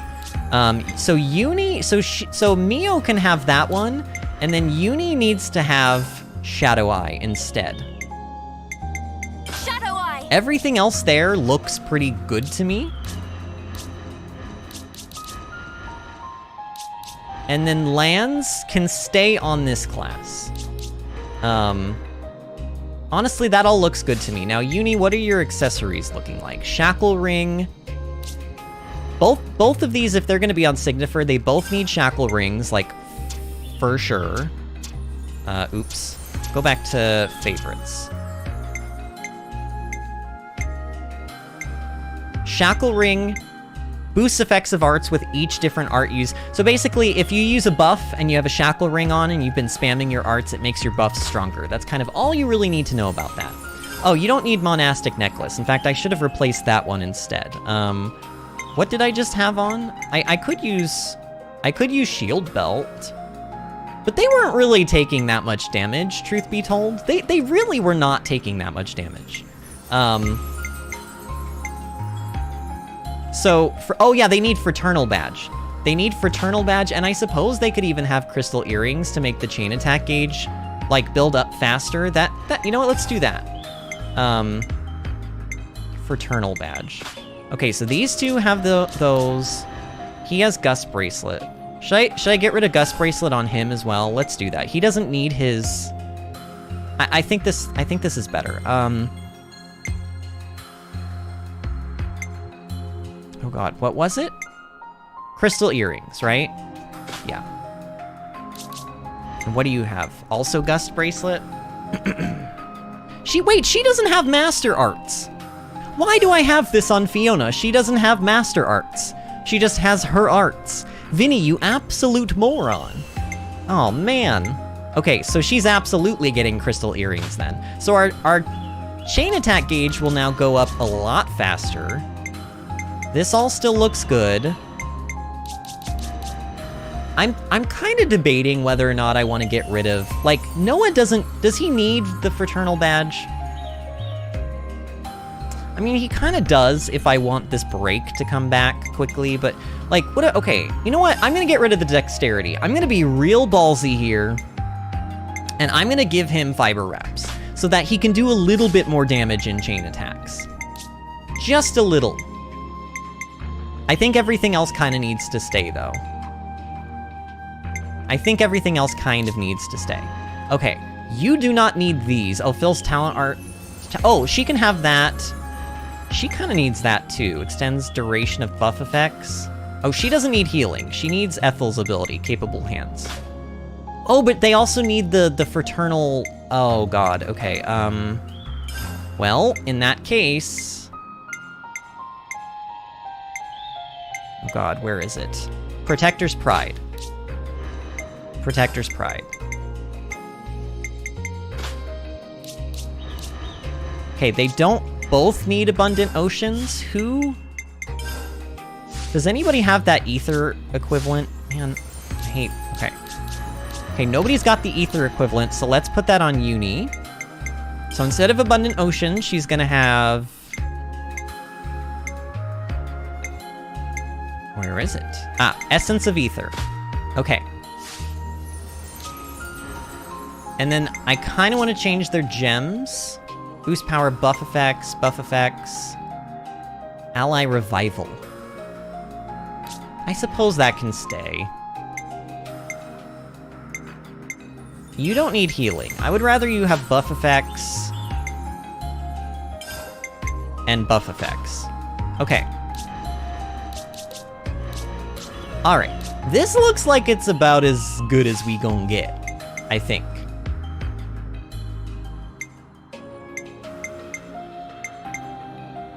You know what I just realized? What if Ring of Roses increases, or like reduces your art recharge faster if you have that one gem on?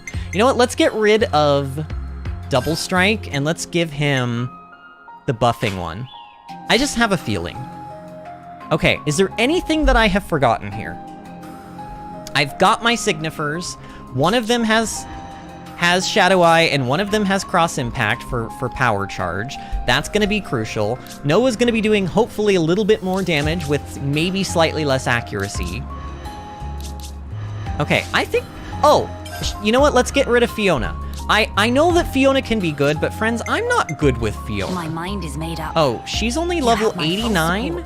Why are you only level 89? Okay, I need to level up Melia now, apparently.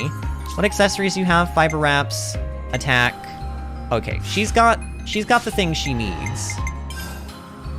Okay, let's...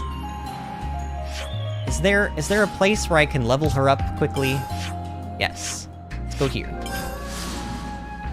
Hopefully this isn't too boring for y'all, like me being in the menus. Maybe you guys will learn something, like those of you that are playing through in your own game, maybe you'll kind of like pick up a couple of tricks. I have picked up a lot of this from my own experience playing the game, but also from Reddit and also from YouTube.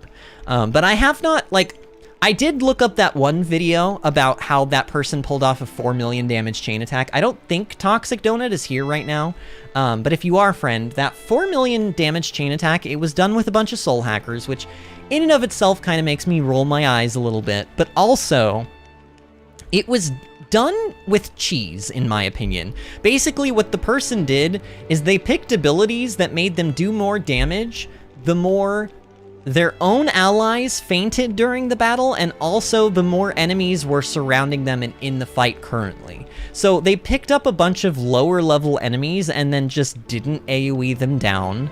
And then also they somehow they managed to make all of their other party members die enough times that they charged up the characters that had the skill that made them do more damage if other allies had fainted during the battle, up to a certain percentage. And with all of that said and done, and a couple of other abilities, they were able to do 4 million. They also took, like, basically they had bleeds. They were using Hidden Thorn to do a lot of their damage. They were using that one red gem that makes debuffs do 50% more, and like all of that together made for some insane bleed dots, and that's basically sort of what they did. And I just think that that's so cheesy. Like, I'm not interested in making my party faint just so I can do more damage. I'm not interested in pulling 1 million enemies into the fight so that I can do more damage. I want to see how much damage I can do in a chain attack without having to pull any extra enemies and without having to, like, do detrimental things to my party, like making them purposely faint. It just seems a little bit silly and cheesy. I appreciate that they can do a 400 million damage chain attack. I get it. That's cool. That's a lot of damage. I just, like, I'm not as impressed with... Well, I'm actually quite impressed by it, because the micromanaging and the min-maxing that you have to do to achieve that is incredible, but it doesn't make me go, ooh, like...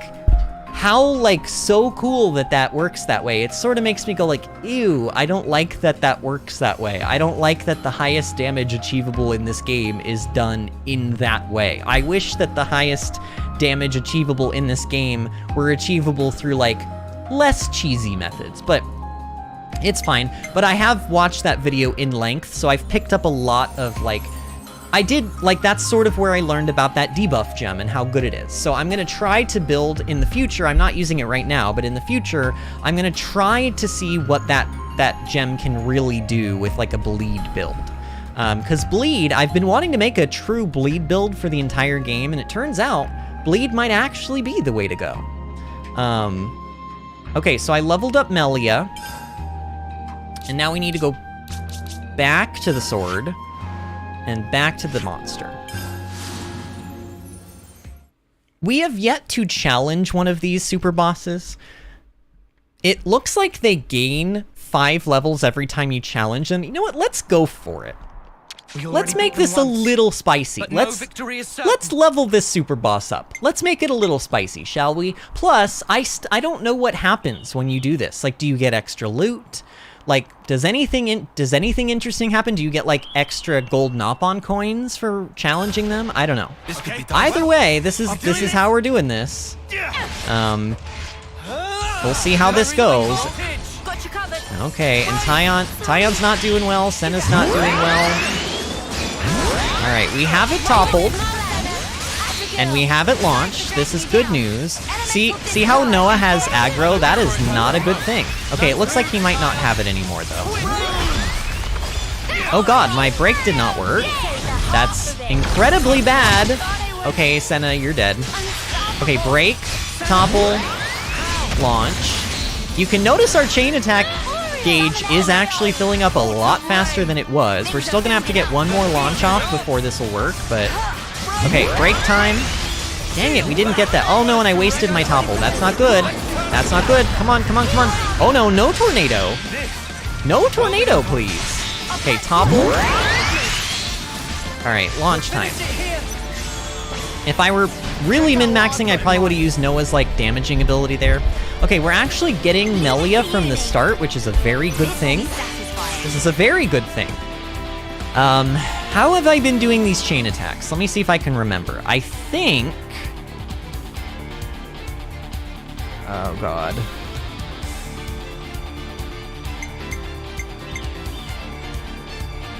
Honestly, I kind of... Oh, God. You know what? Let's start with Tyon. I know that this sounds horrible. It probably is. It's probably a terrible idea. I'm gonna start with Tyon because I'm trying to get, like, a lot of percentage here. And I want to use Noah last so that I can sort of get as much TP as I can for the end of the turn. Let's use Uni because she's Kavesi.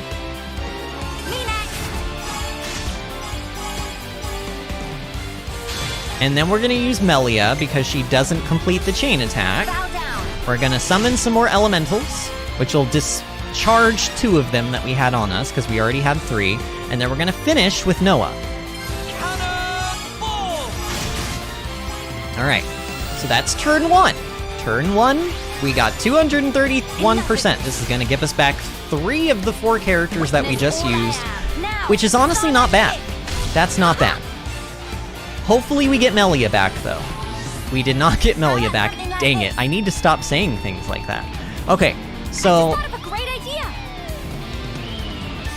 I think we should use our lowest hitting characters first in this chain. So, let's use Mio. I don't know, this could be a complete dumb mistake on my part. But let's start with Mio. Let's use Senna first. I mean, we're already doing a ton of damage. I can just already tell the difference. Technically, Mio would give more TP than Uni here. I don't even know, but let's try it. She did not. Actually, she gave less than Uni probably would have given. That's quite unfortunate. Uni, your turn. See, not getting Melia back is really bad. Because now we're not going to get 200%, we're not going to get 3 characters back, we're only going to get 2 characters back. Hopefully one of them is Melia, but I would not hold my breath. Oh my god, this is the worst case. Guys, come on! My luck in chain attacks has... This is not fair. This is not okay. This is stupid. Okay. I kind of have to use Mio and Uni here, pretty much. I mean, actually, yeah, no, I need to use Uni. And then I need to use Noah, and I'm gonna get 2 more characters back, and I really need one of them to be Melia. Honestly, it doesn't even matter. This chain attack is so...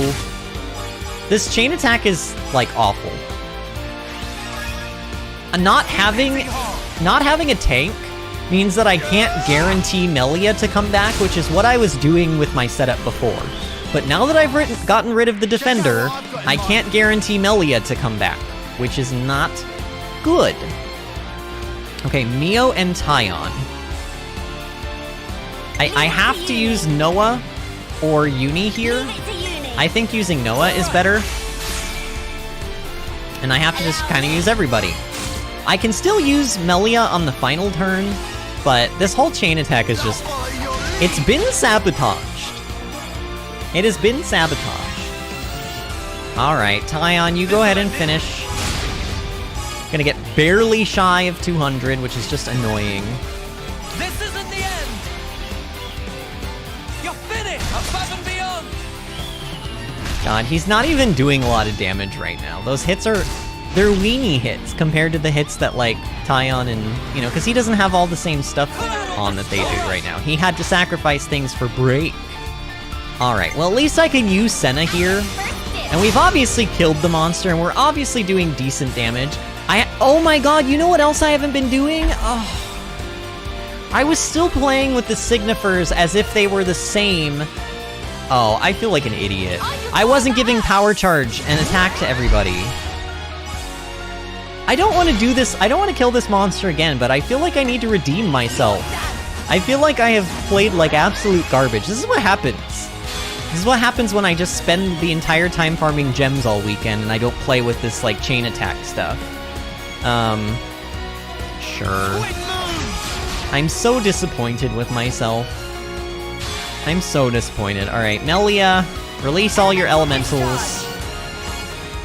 We're at least gonna get a decent, like, percentage chunk on this turn, but I don't know. Kayla says, don't feel bad, Vinny. You're over 200% to me. Oh, Kalis. Kalis, that might be the nicest thing you've ever said. Not just to me, but like in general. Ever. I don't even know how much damage this is gonna be, but didn't we get over a 500% XP bonus on the last fight? I don't know, I think we did like 21 or 25 million, something like that. Okay, we got 31 million.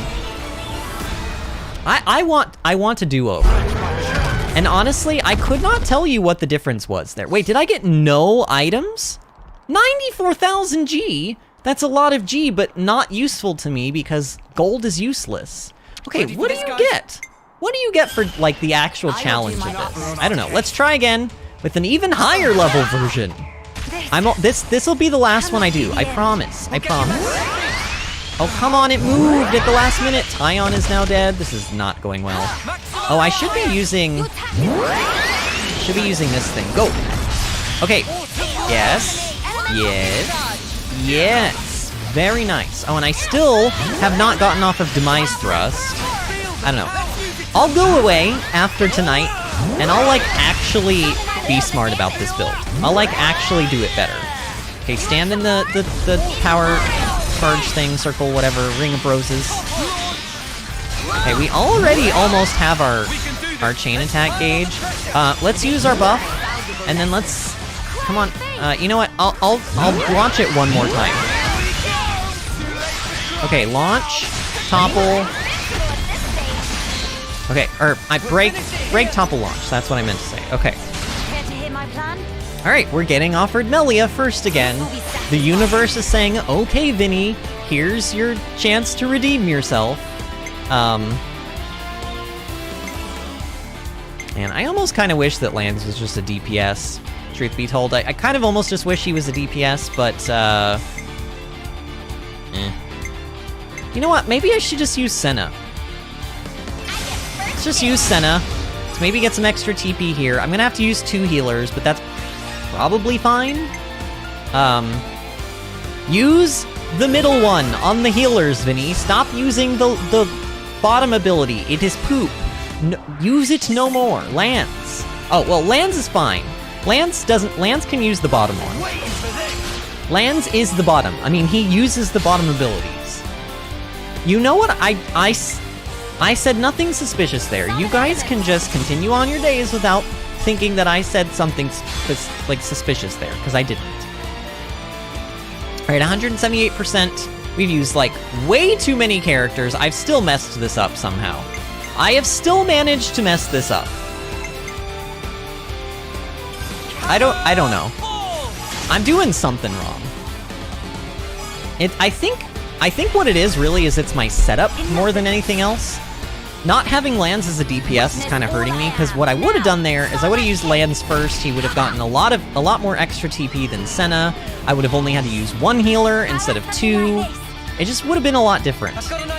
Let's use Bombshell Blitz. We did get Melia back. That is sort of good news. But only sort of. Power charge on hit. You know what? I may need to just go for using as little or as few characters as possible here, because I don't think. Well, no, it would actually no. Let's use Uni. I think this will work out in my favor. I think I can get a 200%. I don't think I need to settle for 150. I can use an extra character, but get an extra character back. Yeah, actually looking at it, it's gonna be really easy to get free back. And then Tyon. Okay. So there's our amazing.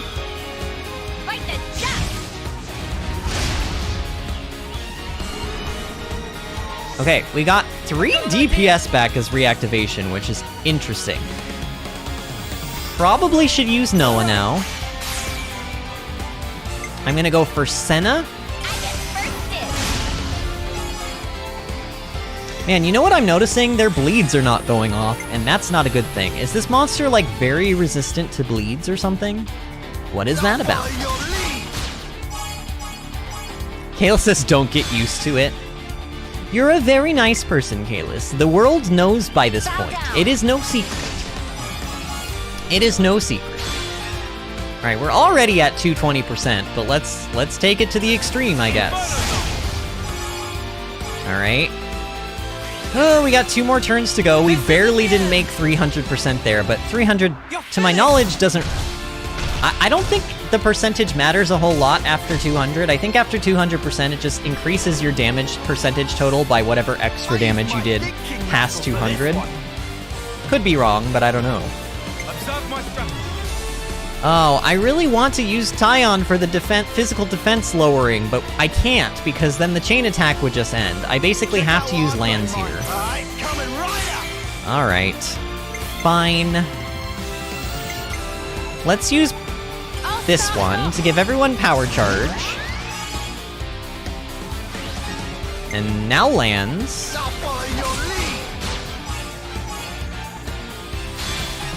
And now Tyon. Come on, give me a bleed, game. Why is it not giving me bleeds? And I do notice, I'm noticing that I'm doing more damage than I was before. Could be my imagination, but I feel like this will be a better chain attack. It's still not going to be a great one, I will openly admit, but I will, after tonight, I will make it better. I will make it better. Okay, oh god, can I use Noah without going to 100? I don't think I can. It would be really risky if I tried to use Noah here. You know what, I don't want to risk it. I'm sorry, I just don't want to risk it. Yeah, I don't want to risk it. I'm just gonna use the Signifers to buff everybody.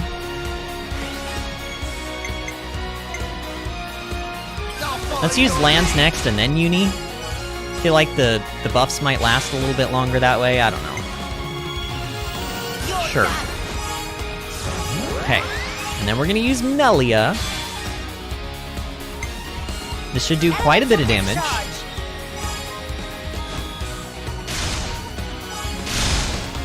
Okay, honestly, that was just a decent amount of damage. And then we're gonna finish with Tyon. Yes. I don't know. That still seemed kind of poopy, but let's see what this does. I mean, at least the damage modifier for the Ouroboros is, like, higher. I also never... Like, I need to look more into the Ouroboros skill trees and see which one... Like, in general, which Ouroboros is best to use in chain attacks. Although I don't know, like... I still feel like I haven't quite figured out what order you have to use characters in to do... Oh god, that was worse than the last chain attack. Okay, clearly I'm misunderstanding something. I don't know. I'll figure this out. Ooh, wait, who got max rank? Did Lance just get... Oh, Lance, congratulations, Lance. You were the first character to get rank 20 Troubadour. Congrats. Oh, wait, wait a minute. I got Nopon coins from that. Did y'all see that? Did I just make that up? I think I just got silver Nopon coins for killing that thing, like 3 of them. So this might be a good way to farm Nopon coins. In fact, it should be a good way, because I know that super bosses can drop the gold ones, even when you, like, daze and burst them. Okay, so here's the deal, friends. We are 3 hours and 20 minutes into the stream, and I did not get to do the... Everyone in Colony 11 except Ajera kills everyone ruthlessly to the deathiest of all deaths until only one remains standing, and then therefore we know that they are the best person in Colony 11 competition festival. We did not do that quest. but we will do it maybe tomorrow. That is, I'm putting an asterisk next to that because I've been trying to do one Hero Ascension quest every single day. Now, the difference is tomorrow, we don't necessarily have to be searching or trying to kill a super boss for the first time. If I want to come back and try out this Uber build that I'm apparently going to make between tonight and tomorrow night, then we may just go and kill the super boss again just for fun so I can show you a big chain attack, but we're not going to invest as much time into it, so maybe we'll be able to get both of the quests done. But also, it kind of mostly depends on whose Hero Ascension quest I do tomorrow and how involved it is. If it's another one where we have to do an entire colony's worth of side quests before we're allowed to even unlock the Ascension quest, then that will probably take up the majority of the stream. But if it's another short one like Miyabi's, then I'll try to talk and blab a little bit less tomorrow, and we can get it done in a shorter period of time and try to get the other side quest done as well. But don't worry, we will do it eventually, because I'm very intrigued by it. I don't know if we're going to 100% this game, but we are going to do everybody's Hero Ascension quests. So if everybody's Hero Ascension quests require you to also do all the side quests, then we might inadvertently also just 100% this game, but we'll see. My goal too, I know that this sounds like a bad thing, but I think it'll be a good thing for everybody. My goal is to try to make the streams going forward for the rest of Xenoblade a little bit shorter on average. We've been going over the 4-hour mark very frequently. Tonight, it looks like we're going to get away maybe under 3.5 hours, and that pleases me because I do notice that people start to get tired toward that 4-hour mark, myself included, because here on the East Coast where I live, it's midnight when we hit that 4-hour mark because we start at 8 o'clock p.m. Eastern Time. So I'm trying to make it a little bit shorter, not just for myself and my own sanity and my own sleep schedule, but also to maybe help you guys out a little bit, because I know you want to be here, but also y'all want to sleep too. Kayla says, but we like your blab, just no Pokemon rants. Okay, that's fair. That's fair. And I did have a lot of... Honestly, I had a lot of fun once people got in here and y'all started, like, talking with me and we started having conversations and I started going on rants. I had a lot of fun. If I wasn't enjoying the time here with you guys, like, chatting and blabbing and ranting, then I would have just probably stopped doing it. I would have been like, sorry guys, I'm not really feeling this tonight. I'm going to end stream early. But I didn't because I had a lot of fun. Even when it seems like I'm not having fun, aka ranting. I don't know, ranting is not fun for me per se, but I'm very passionate about things, so I definitely can do it for a while. Oh, trust me. I should write this all down. But thank you to all who were here. If you are still here and you are not subscribed to the channel, please subscribe to the channel. We're trying to hit 500 subscribers by the end of the year, and we are also very close to 300 subscribers, like literally 5 or 6 subscribers away, so I really want to hit that number. Also, if you haven't, please like the stream. It is one of the most important things you can do to help support the channel. Really, every time somebody likes the stream, it gets the stream out into people's recommended videos list. That is how the channel grows. Mostly that is how we grow the channel. That is how we get more subscribers. Tonight's stream did a little bit better on views. Average view duration is a little bit low, but I know some of you stayed in here the whole time, and a lot of the people who came in probably stayed in, maybe stayed for a couple of minutes and then left. But like overall, tonight's stream pleased me, so thank you guys who were here. For those that don't know, we stream 5 nights a week here on this channel, Tuesdays through Saturdays at 8 o'clock p.m. Eastern Time. I have 3 different social medias you can follow me on if you so please, in order to make sure you know exactly when we're going to be streaming. I have a Twitter, twitter.com/VinnyAdventures, Facebook, facebook.com/VinnyAdventures, and I have a Discord server. The Discord server is the server in which Kalis is posting all of these incriminating clips of me. Other than that, we post a lot of memes in there. We post pictures of our real lives, such as our animals, like our pets. A lot of people are artists in our community, and they post their artwork in the Discord. It's overall just like a fun place to hang out with friends. And that's what I feel like we all are in the community here is friends, and we would always love to have more friends to talk to, so please do not be shy if you're a lurker. Click that link and come and join our Discord server. It's real fun in there.